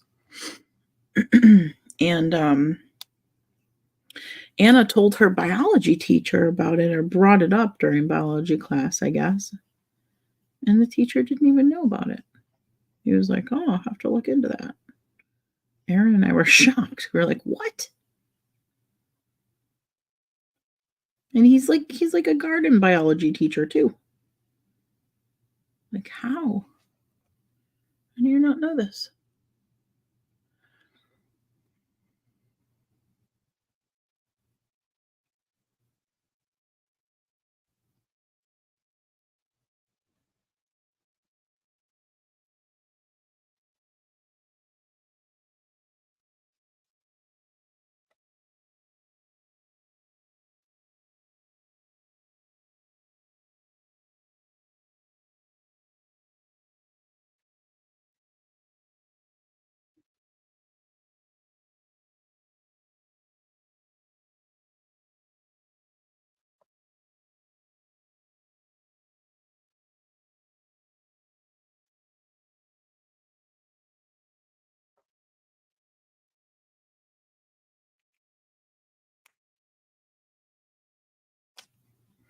You have to Google, yeah, Google fish flies.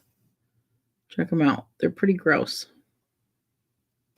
They're nasty little things that stick to everything they touch.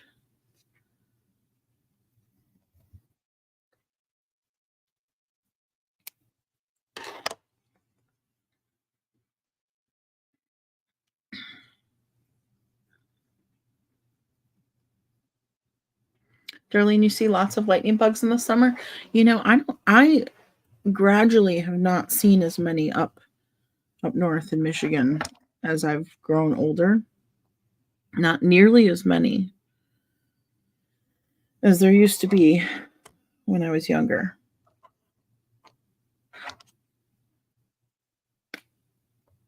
But, that's kind of the way it is with a lot of things, a lot of species of plants and birds and insects. We've lost a lot of our ecosystems, especially over the last 50 years.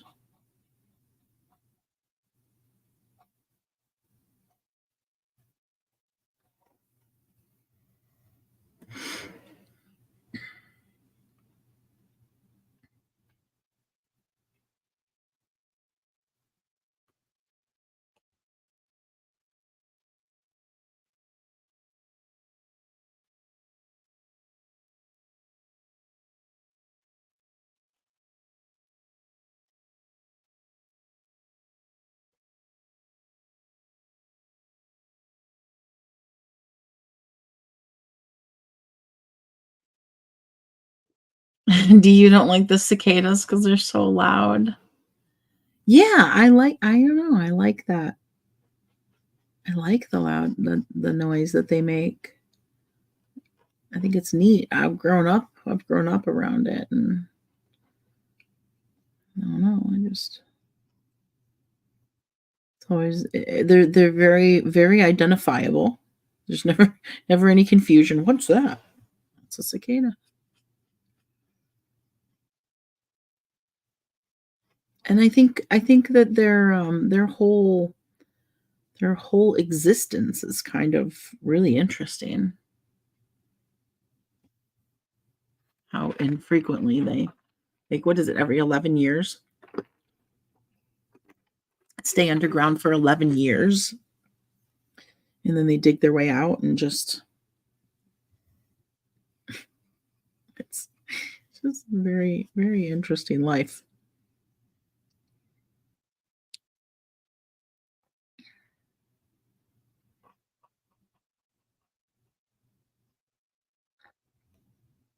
Everything has a purpose, right? Everything except wasps. I'm convinced that they're just here to torture.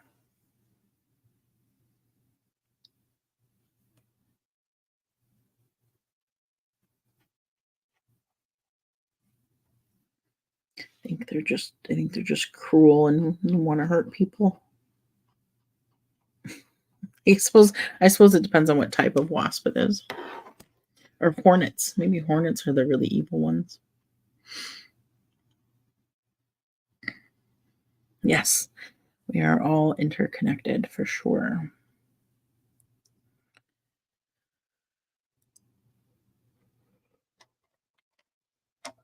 Hmm.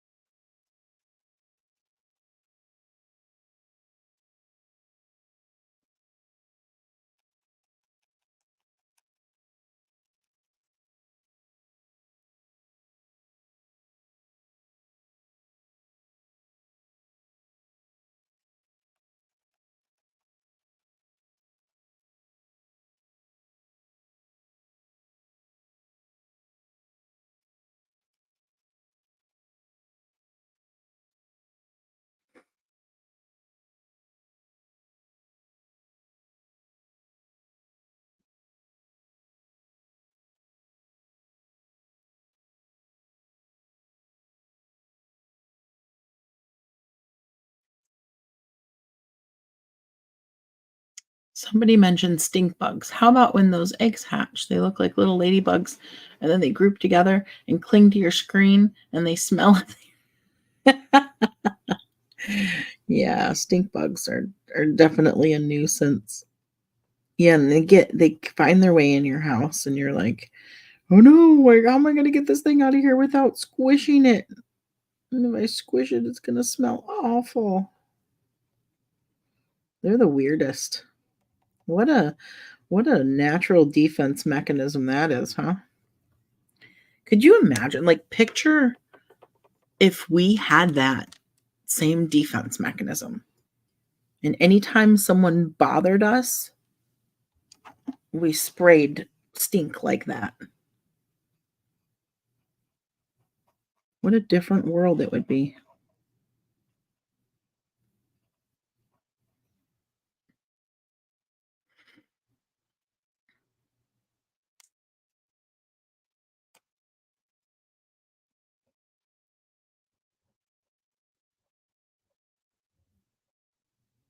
I mean, I suppose we could do that now if we really wanted to,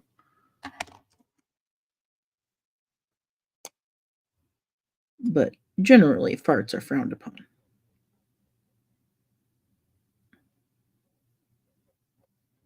at least in mixed company.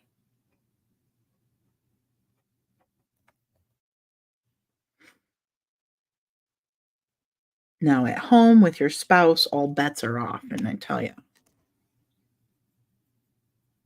I may have farted at my husband a time or two when he upset me. Maybe, maybe not. Who knows?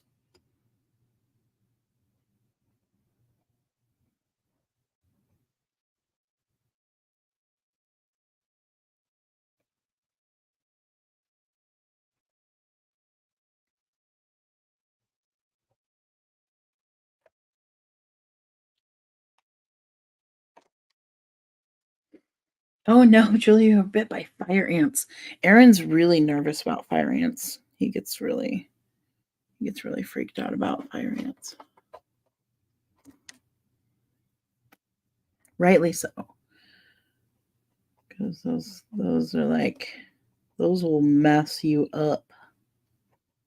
They don't care.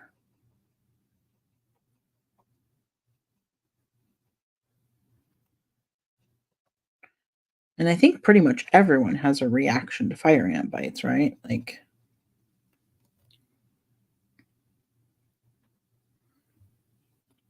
Michael.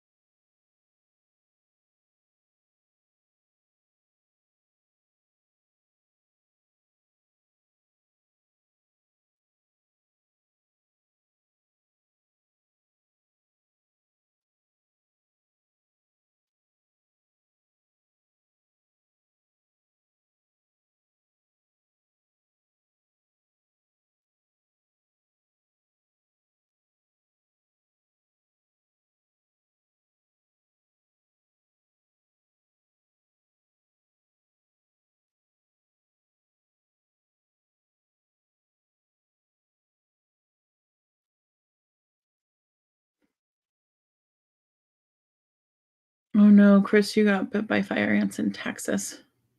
Yeesh. Wow, a lot of you guys had bad experiences with fire ants. Oh, dragonflies. Dragonflies are my favorite. Dragonflies are my absolute favorite. I love them so much.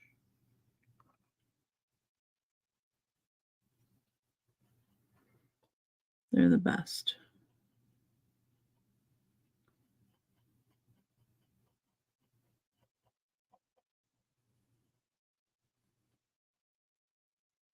We get some around here through the summer out on the lake side. They come up by the lanai, land on the screen. Pretty cool.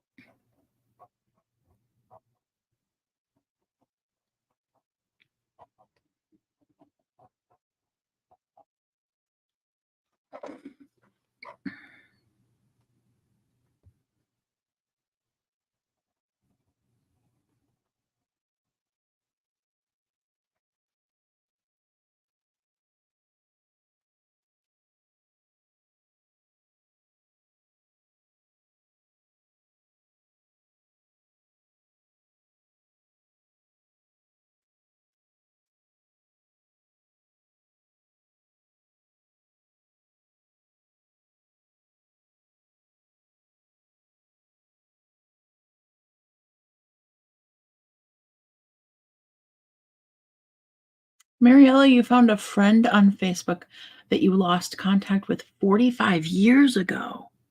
Wow. That's amazing.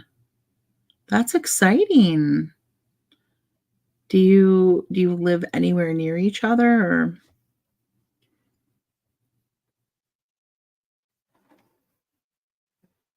Oh yeah, praying mantis, they're pretty cool too, Emily. Praying mantis are neat and stick bugs are also quite fascinating.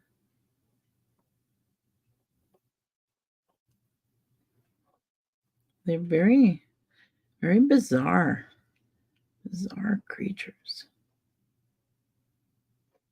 Like almost like aliens. Thank you, Dee, for the super sticker. Oh, I hate no-see-ums, Alice. Oh, I hate no-see-ums. We have mosquitoes up in Michigan, and I've been bit by plenty of mosquitoes, but man, I have the worst reaction to no-see-ums. I don't know that they bit me until later. And then the next day I swell, big swelling redness, and then it's the most itchy thing spot for like 5 days straight. It's the worst. No-see-ums are awful.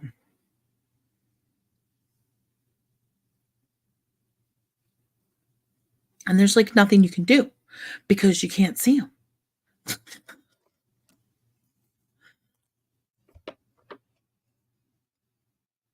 You have a scar from a Dutch no-see-um? Oh my god.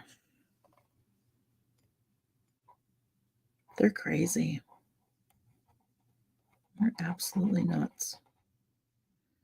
And they're definitely heavy down here in Florida. They're heavy amount of no-see-ums.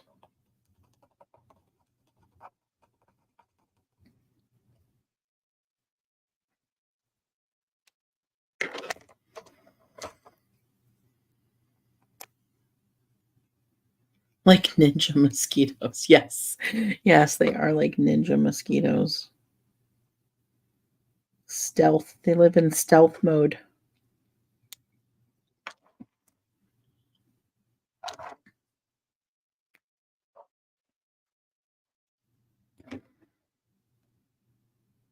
Is this the gold? Or was this the gold that I used already? That wasn't gold. This must be the gold.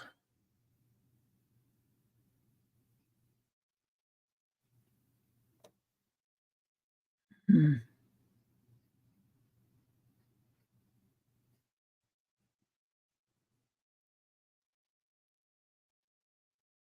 Doesn't really look very gold.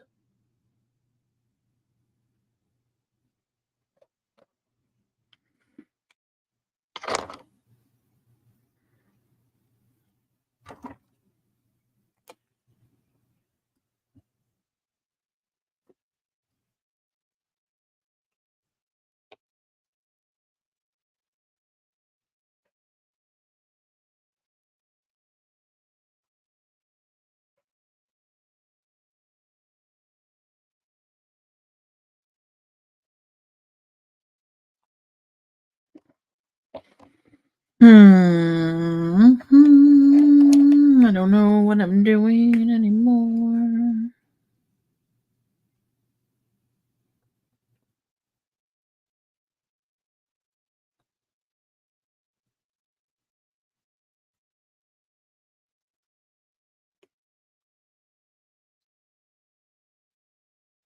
That looks like a really unnatural color blue for this guy.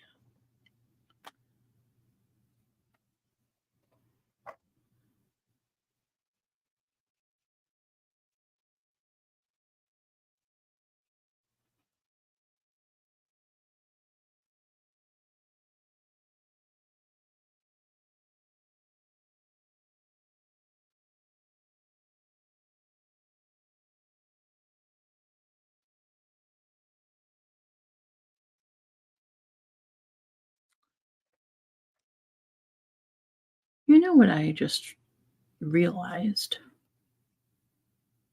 I just noticed. My husband doesn't come check on me at night unless I call him. He doesn't just come in here to see how I'm doing. Say, hey, babe, I missed you. I haven't seen you in 2 hours.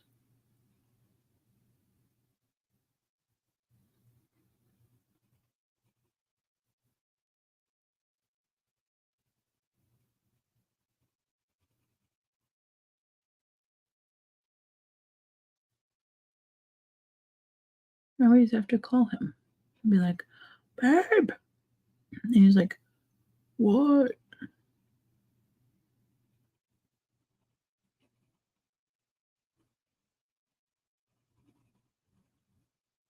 wonder why that is.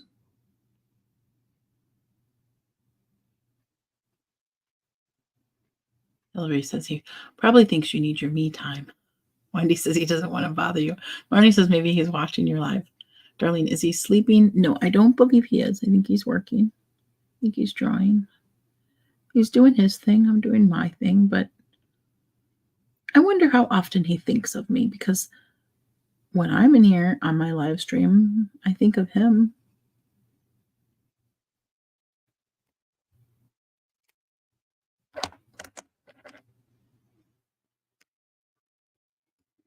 He's giving you your space. I don't want my space. I want him to think of me. Like that song, I want you to want me.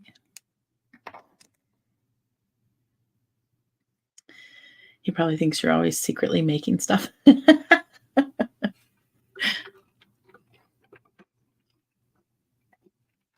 No, he's not listening to the live. Baby! Baby! He heard me.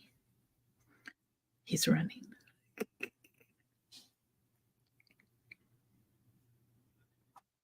Baby, Hey. I have a question. What? Oh, cool. That's neat. Thank you. When we're doing our thing at night, and I'm in here doing my thing, and you're in there doing your thing, how many times in the course of 2 to 3 hours do you think of me? Probably in 2 hours time. Probably like once every half hour or something. Are you serious? Like maybe once or twice. What do you think about? Just like what she's doing. She's still what's she working on? How come you don't come see? Well, I just thought that's like your time, and I don't want to like distract you, or like maybe you're like focusing or you're like talking to them. So. Aww. But I like it when you come see me. Do you? I do. Oh. Because then it tells me that you were thinking of me. Okay, well then you'll see me from time to time. I just didn't think that. I mean, I didn't want to like disturb your. No, I was just sitting here and I was like, you know what I just thought of? I'm like, my husband never comes to check on me. He never comes to see me or see what I'm doing. Like, I think of him all the time while I'm in here doing this. But you never come over to what? Well, you're making Well, a because I video. have Yeah. friends with Right. me. You don't want to leave them I can't, behind. yeah. Like, excuse me, It's like, guys. oh, I have to go see my husband. I'm so codependent. I'm just gonna leave you guys.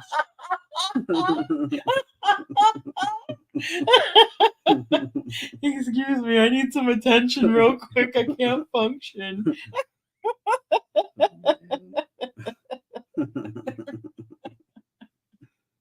But I do miss you. Oh, I miss you too. And I wonder what you're doing. Yeah, coloring it. Yeah. Yeah. I'm thinking maybe some background I want to do in colored pencil, just so it's the main drawing. So it's like more muted. Yeah. Yeah, and then the people pop. Yeah, I think that'd be great. Did you capture his eyes? I did. I was actually just finished. Like, I mean, it's a little so tiny. It's like the little, but Yeah. I was like, what was it called? Like I have a magnifying glass in there. Yeah. Very cool. Yeah. Okay, that's enough. Okay. All right. I'll see you soon. Go away.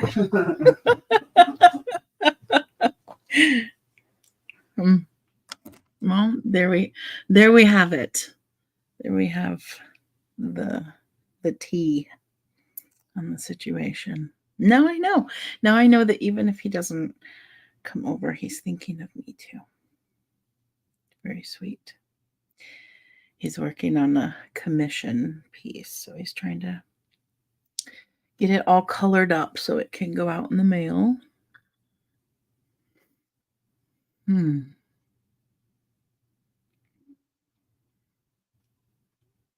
Chris, I can't believe I'll ask him anything. He's my hubby.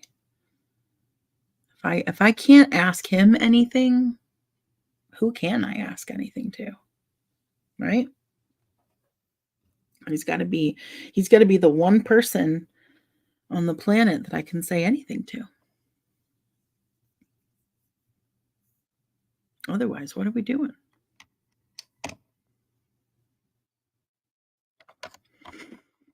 Okay. What else? I don't know what to do here. I think I want some more greens.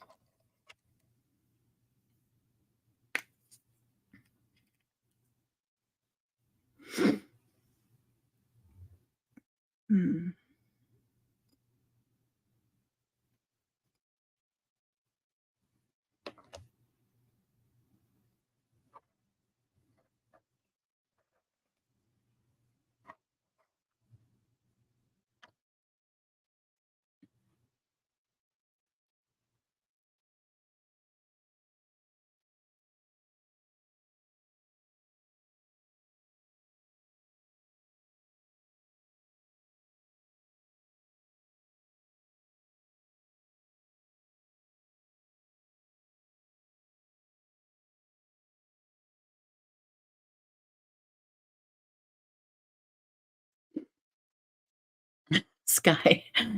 Yeah, Sky, if there's one thing I know how to do well, it is communicate. I am not afraid to speak my mind.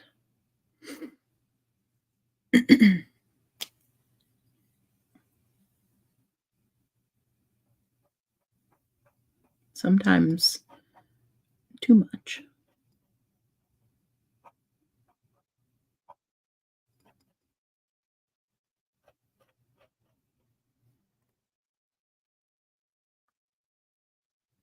Thank you, Wendy.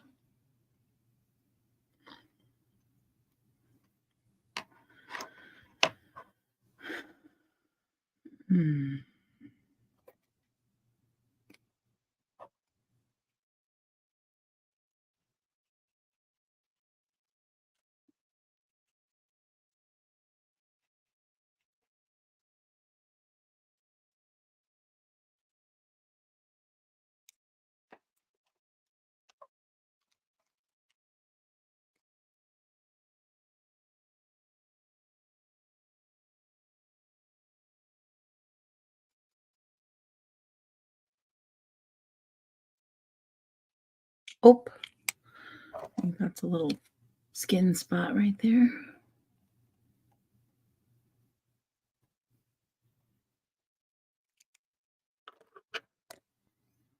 Thank you, Sarah. What are we going to do tomorrow night if you're on? Good question, Chris. Do you have any requests? What do you want to do? What do you guys want to do tomorrow night if I'm on? What is tomorrow? Sunday?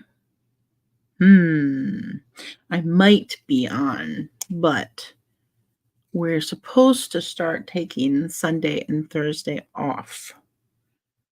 But we did talk about still potentially doing Sketchy Friendler and ZenZone even on the off days because we would have the whole day off. So if I'm off all day, of course, I'm still going to be working at this point because there's a ton to do.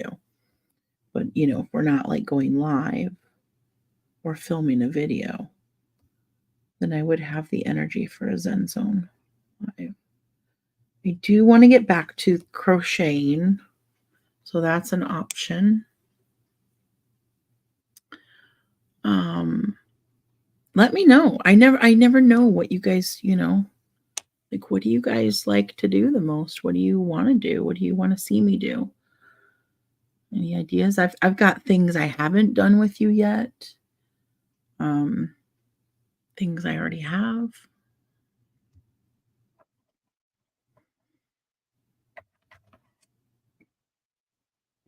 We have a lot of options. We really have a lot of options at this point. I've been gathering things and looking and grabbing stuff. Ooh, I don't like that. Why did I do that? Don't like that. How am I going to fix that? Let's see if I go with this. Nope, that's not going to do it.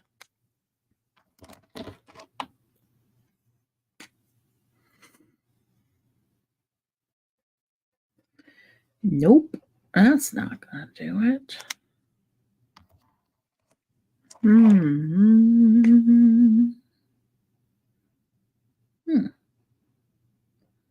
That makes it darker.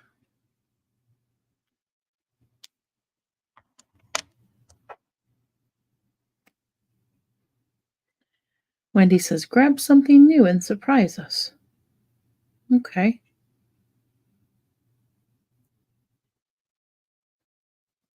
I do have something new that I kind of want to try.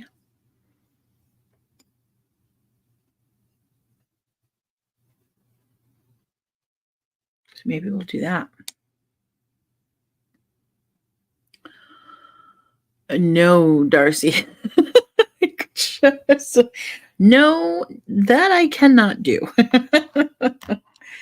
It's funny. I was thinking about that not long ago. About not being able to do gymnastics anymore. It's sad. It makes me sad. I wish I could. But I don't know very many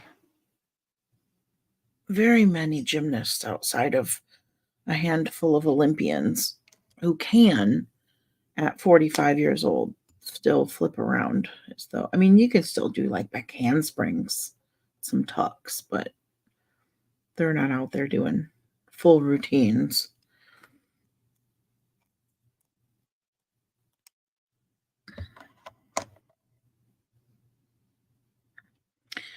But when you love something that much, when you have that much passion and joy for it, you always miss it.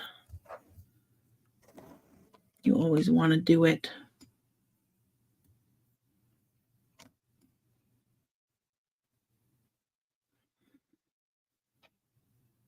Whenever I go to a gymnastics meet, it's the weirdest feeling, let me tell you.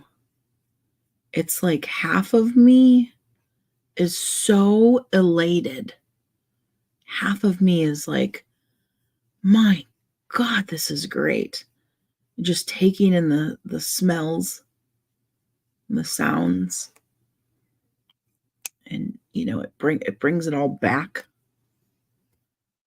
And then the other half of me wants to just cry. I feel so heartbroken,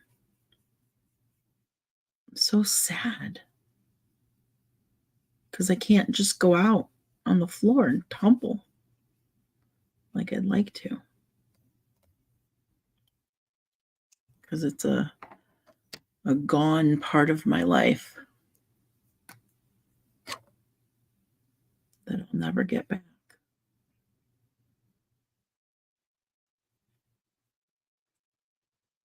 And while watching it is wonderful, it's really just not the same.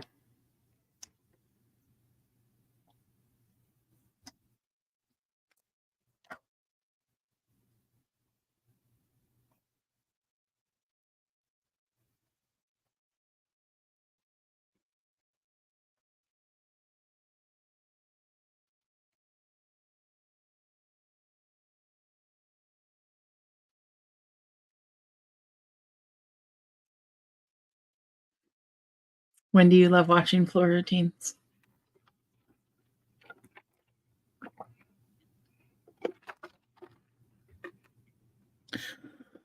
Oh, yeah, I wanted to get my daughter into gymnastics when my oldest daughter, when she was little.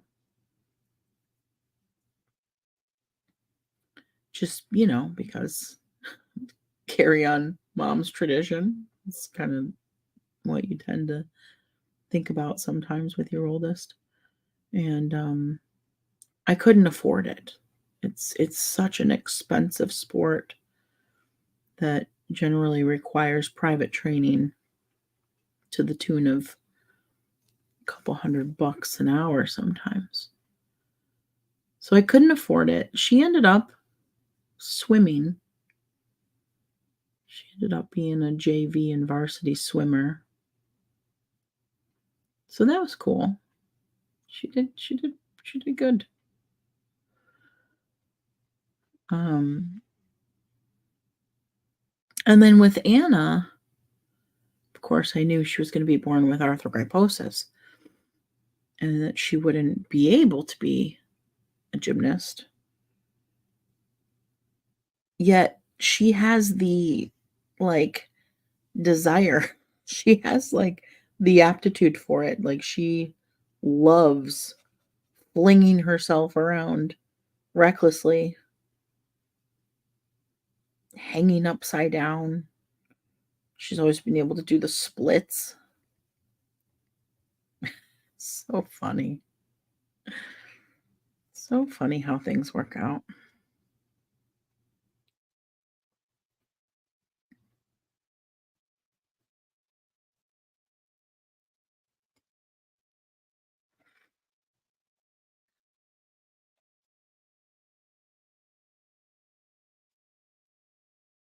The other thing that I had wished for Anna when she was still in utero, before we found out about the arthrogryposis, is that she would be able to learn sign language from a young age. And then, of course, with the AMC affecting her fingers,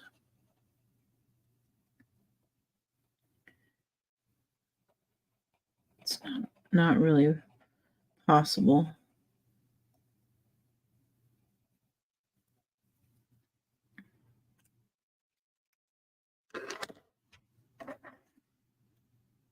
Yeah, her core strength, Michael, and her I know her core strength is astounding. It always has been. It's like she doesn't have hardly any muscle in her arms and legs, but boy does her core make up for it. Some wild muscle in her core. Yeah.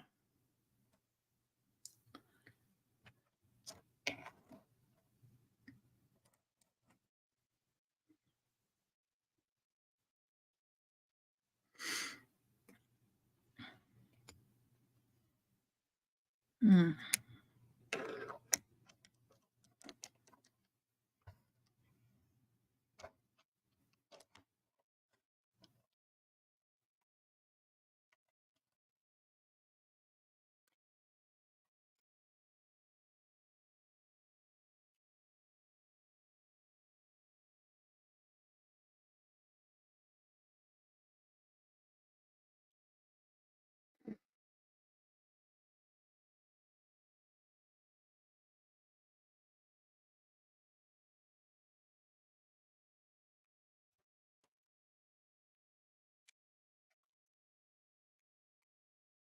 You saw an 80-year-old doing gymnastics?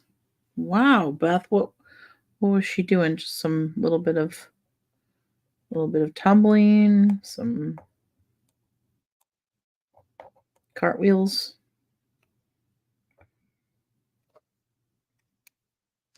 some beam work.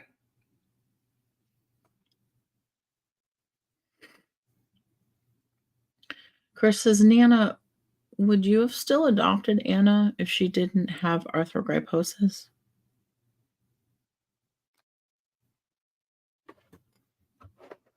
Gosh, I really, I couldn't say. I have absolutely no idea what would have happened. And there's really no way of knowing that, I don't think.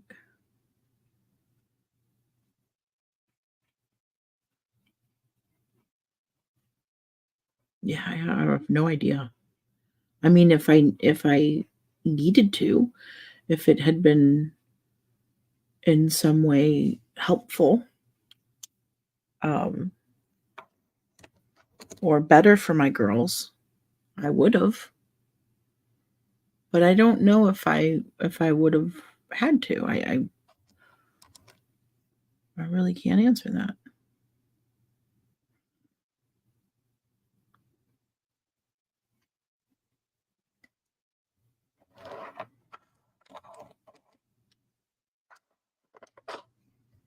Thank you, Wendy. Thank you, Wendy, for the reminder. I appreciate that so much. Wendy says, just a reminder, please like and share. Yeah, we're doing a pretty good job of getting numbers up, but it is definitely slow and every little bit helps. So anything you can do to help us increase our head count around here as fast as possible is very much appreciated. We still have a very long way to go. I wish I could reach more of our 500,000 followers on Facebook. Like, my gosh, you think I would at least be able to convert 100,000 of them over here pretty quickly. That's only 1/5. Like, why can't I get through to 1/5 of them? It's just crazy. All these people following the page and I have no way to reach them. I don't understand Facebook. They've really just gone nuts the last few years. Last 2 years. Just lost their minds over there. They just seem like they're just running the whole place into the ground. It's crazy.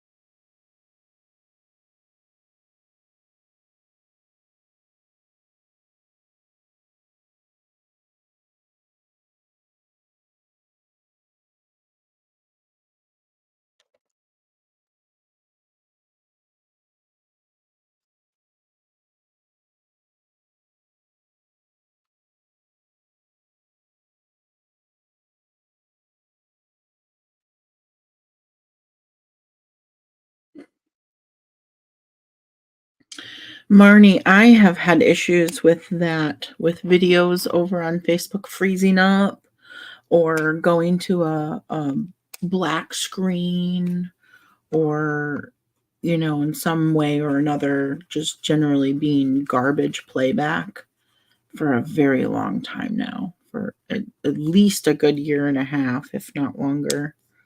So yeah, it's pretty crazy. It just seems like they never fix anything. It seems like they never fix anything and they're always breaking or getting rid of stuff that works just fine. It's like if it's not broke, leave it the F alone. Why you gotta mess with everything? And I don't know, whatever. It's time to move on from that space and we've done so. That's what we've done, and that's what we're going to continue doing. And we are going to be better off for it. I know that because everyone else I know who is in this business has already done this 2 years ago, and they've been better off for it this whole time. And I hemmed and hawed and waited and didn't want to leave all those people who are now completely over there tearing me apart.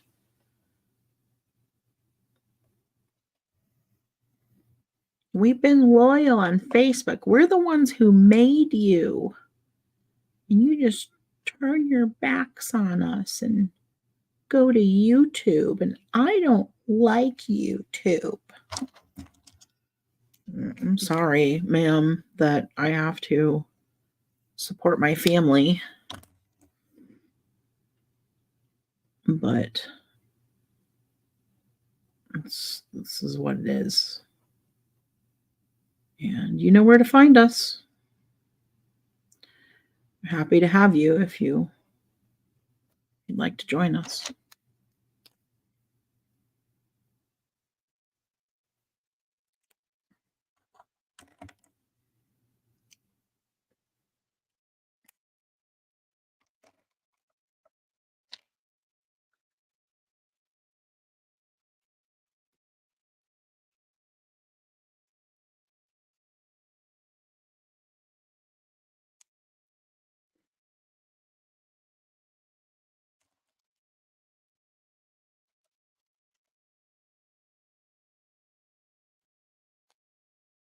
It seems like YouTube runs much better. I hear that from a lot of people.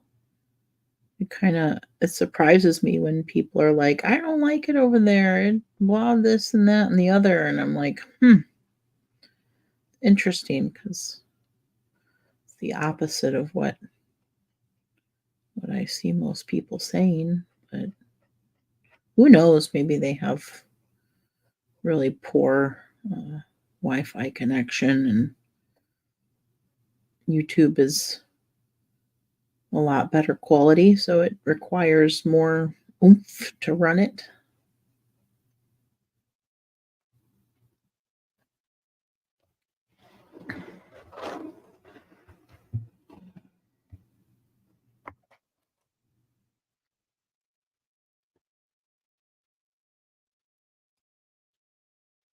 Kim, the complainers and whiners can go fly a kite. Let's go fly a kite.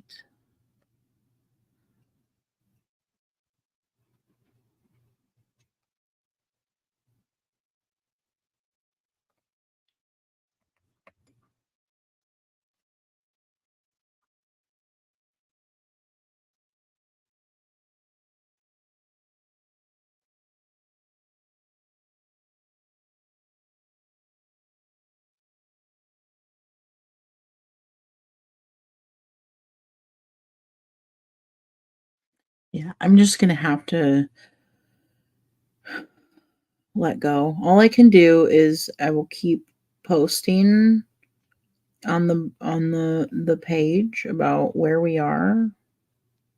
I will keep leaving little nuggets and trying to direct people here.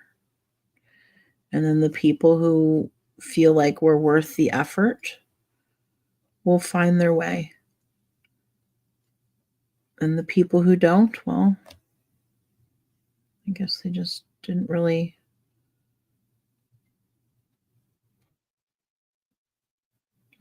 matter that much to begin with.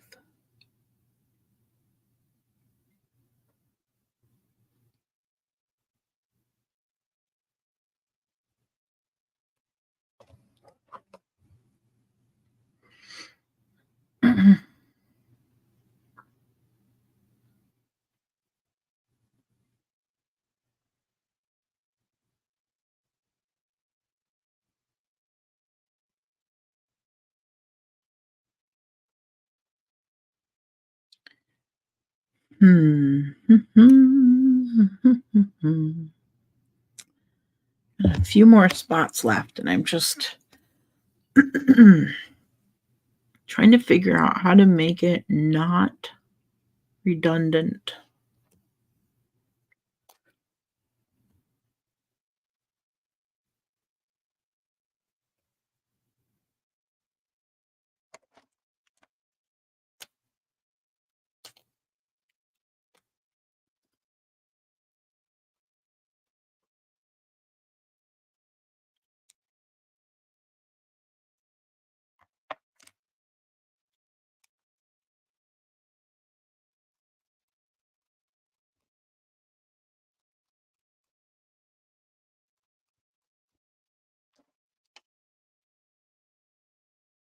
Michael, you remember when YouTube had its own messenger?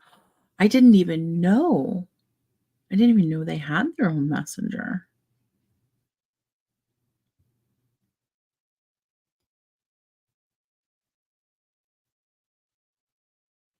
I was thinking about that the other day. I was wondering why. Um, it's not really like a social media site. It's just really for watching videos, and there's not a lot of opportunity to socialize, you know what I mean? So I was like, I'm glad we have the Mighty Network space for socializing, because this is really just a vehicle to watch the video.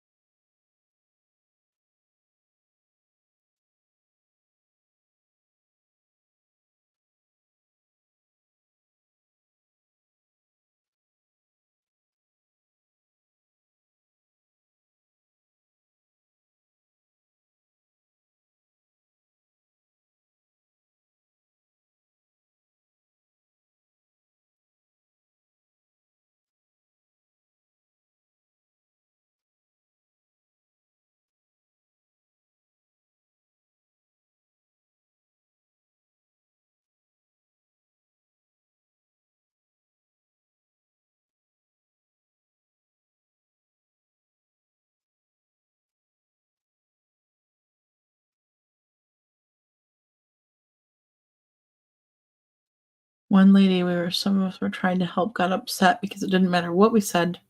No way was she. Yeah, I mean, some people just really have their mind made up, and that's fine. I don't care if people are like, look, not interested, not doing it. That's fine. But you don't have to tell us about it. That's my thing. Why do you have to leave a comment on my content to tell us how much you dislike YouTube and how you're not going to? Just don't do it, right? Like, just don't go then. Just either watch the Facebook page for content that you want to consume, or go somewhere else and do something else. You don't need to voice your discontent with the situation. It's not necessary. It's just negative, and I don't know. Quite frankly, like nobody really cares. So why? Why put all that out there?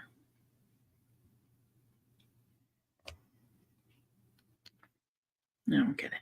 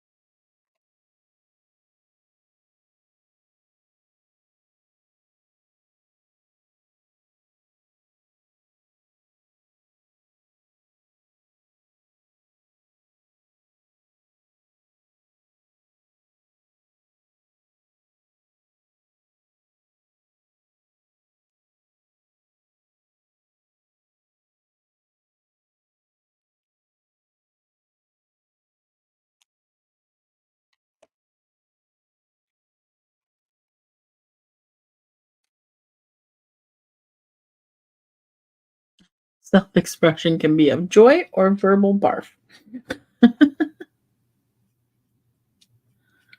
Yeah, I suppose that's true.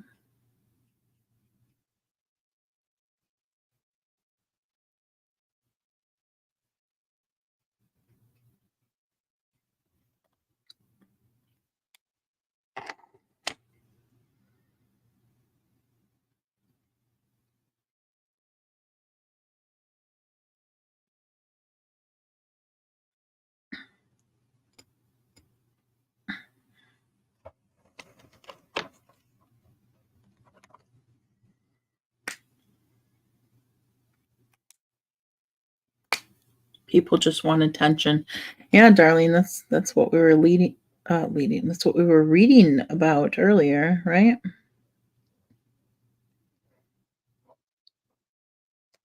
But sometimes they just want negative attention.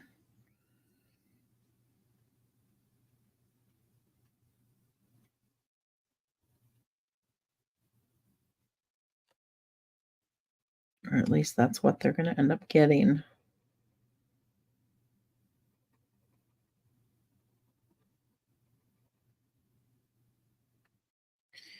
You know what really bothered me this evening of all of those comments, things that were happening over there? There was one person who was going around to everyone and telling them what happens in the video. She was responding to all the people who were like, "I don't know how to get over there." And she was telling them the results so that they no longer had to come over here to watch the video.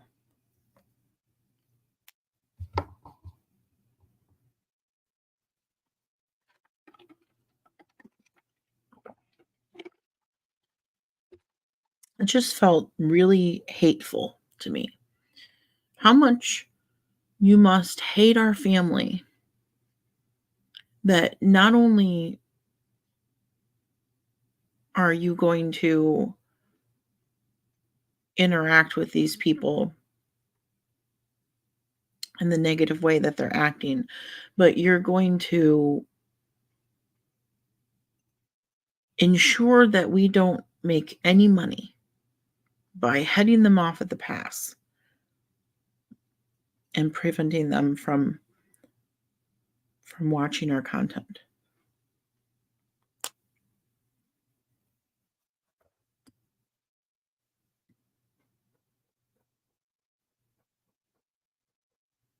Just really, I was like, wow, okay.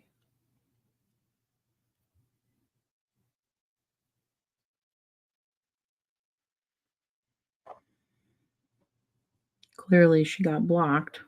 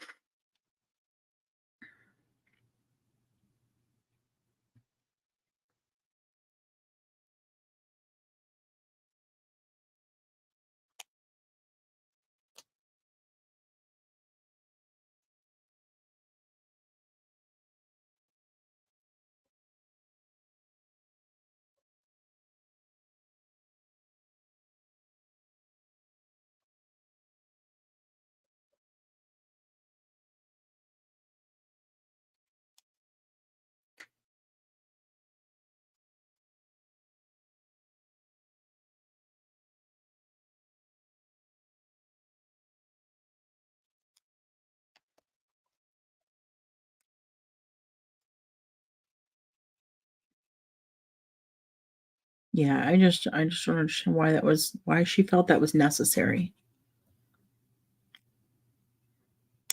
Like you're really that disgruntled with us for some reason that you're willing to hurt Anna.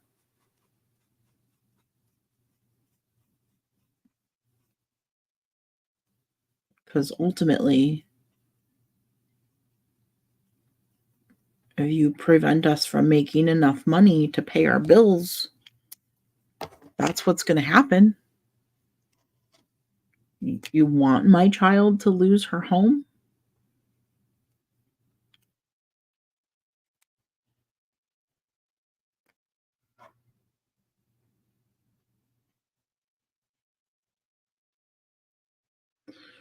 I just don't understand some people. I really don't.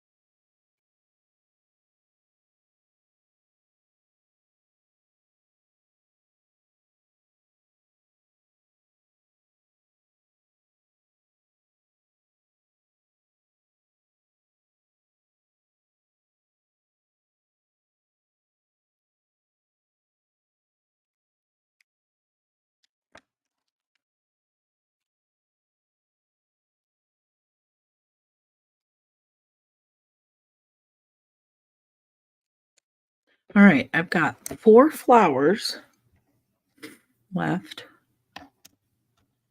and this shoulder armor over here. I think I'm going to go with yellow for this thing.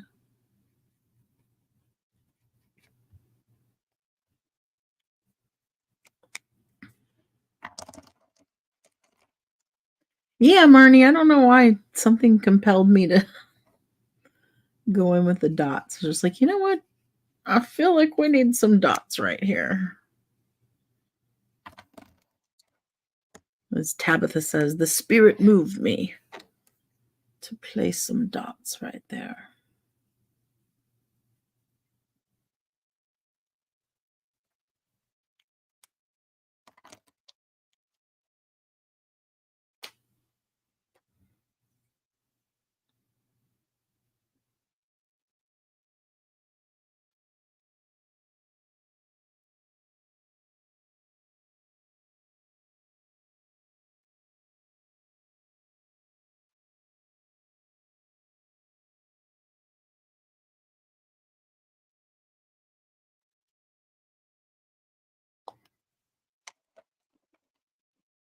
Thank you, Tammy.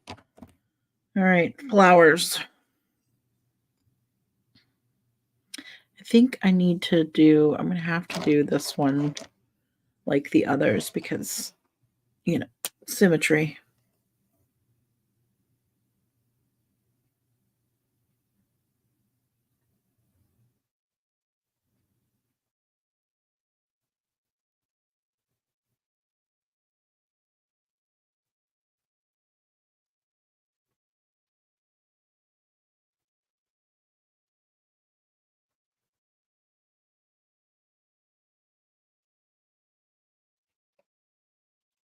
Do you guys get ads while you're watching these lives? Do they pop up every now and again and do their thing?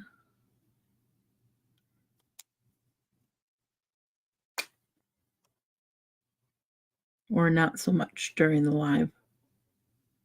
I always wonder when I'm on for such a long time if we're getting, if everybody's getting like one an hour or what's going on with that stuff. No, nobody's getting them.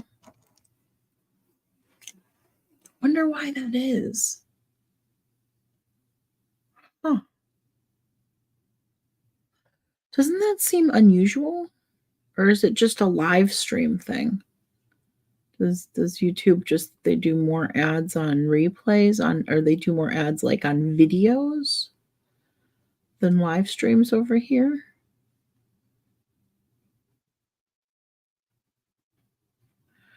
It kind of makes me wonder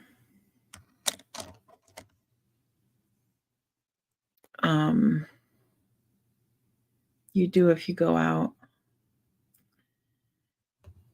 Yeah, only if you go out and come back in. Huh. Yeah, it just makes me wonder because like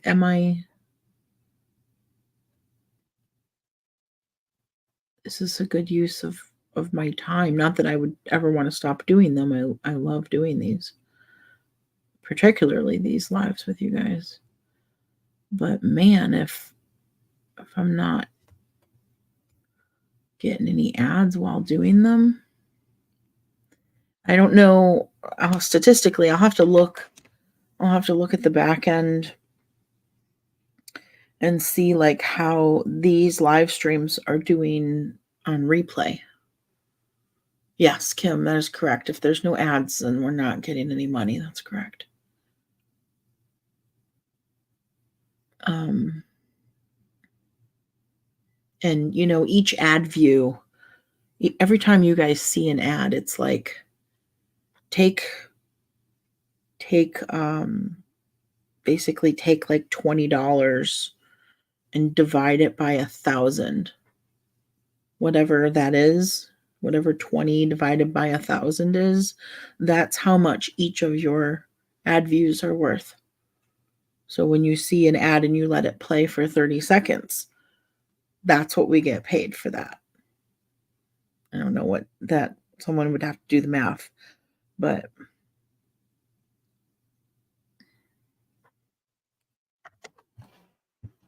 ads at the start and the end. That's strange. I wonder why there aren't any mid-roll ads, because I'm pretty sure I have it turned on. But maybe they just don't play the mid-roll ads during a live like they used to on Facebook. I'll have to look into it. Maybe I'll Google it and find out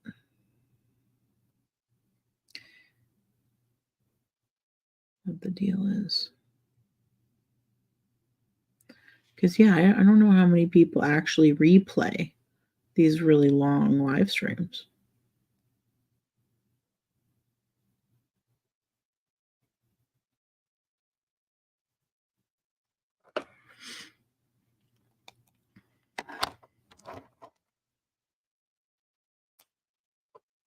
.02.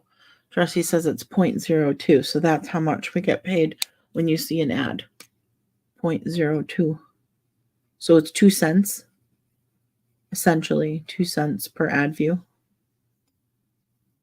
because it takes 1,000 ad views to equal about $20. It might be some days it's a little over $20, some days it might be a little under $20, but that seems to be what they're running. Now, Facebook, the difference, YouTube's paying like $20 per 1,000 ad views. Facebook's paying us like $5 per ad view. And they're not even putting them on, we're not even getting paid for live stream ads anymore. It's only videos, and the videos they don't promote. Like there's no reach. Nobody sees them. So that's why we're here. That's why this happened. That's why we ended up over here. It'll be better when we have more people over. We'll be able to breathe again. We just have to get the numbers up. Right now, it's all a numbers game. The faster we can get to, I think, 150,000, the faster we'll be able to have some more breathing room.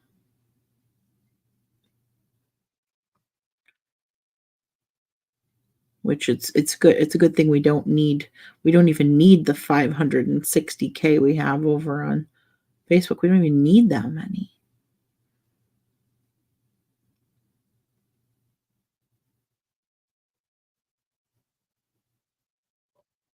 But at the rate that we're growing right now, it's going to take like 8 months to get to that 150K, and we don't have enough reserve to survive even 2 months, much less 8.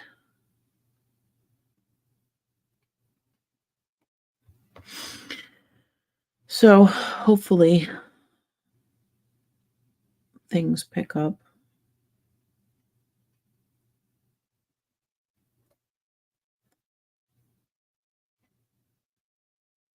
Just have to stay diligent. Keep telling people, hey, we're over here now. Come hang out with us this way.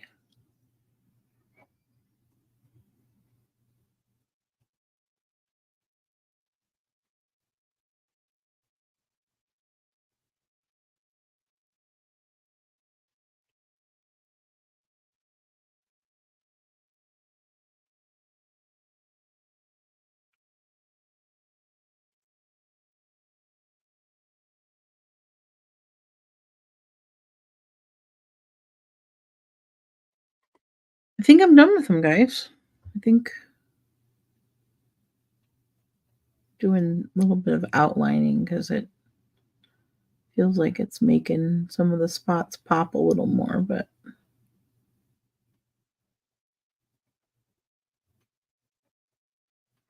that's pretty much what we've got.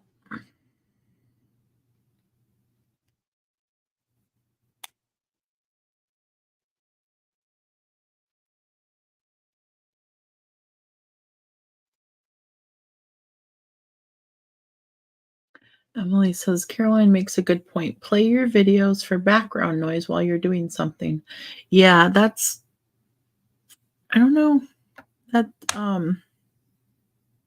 it's definitely one way to, a lot of people tell me they do that because the nice thing is we have videos on playlists, and when you go to a playlist, you can set it to just play all, and it'll just keep going through them back to back.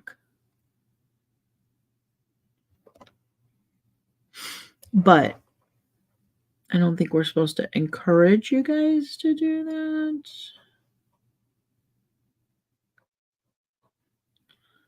But it's definitely doable. All right. What do you think?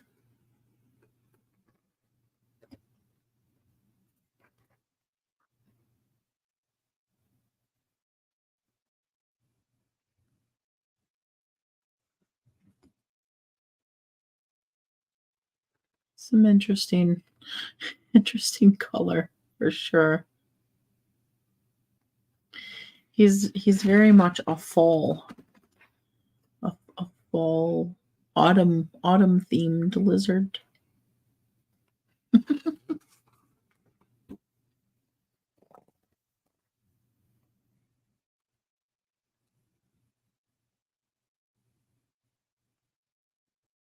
I still love the little ant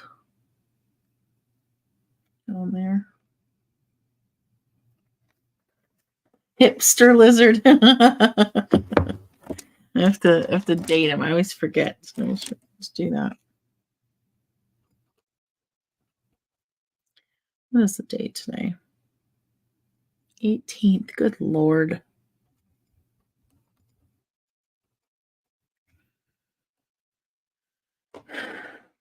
Okay. All right. I love you guys. It's been 3 hours. Time flies. You're having fun. I enjoyed tonight as usual. I loved reading to you guys. I'm glad you guys enjoyed that. And coloring this guy makes me very happy. So get some sleep. We'll see you tomorrow. Bye.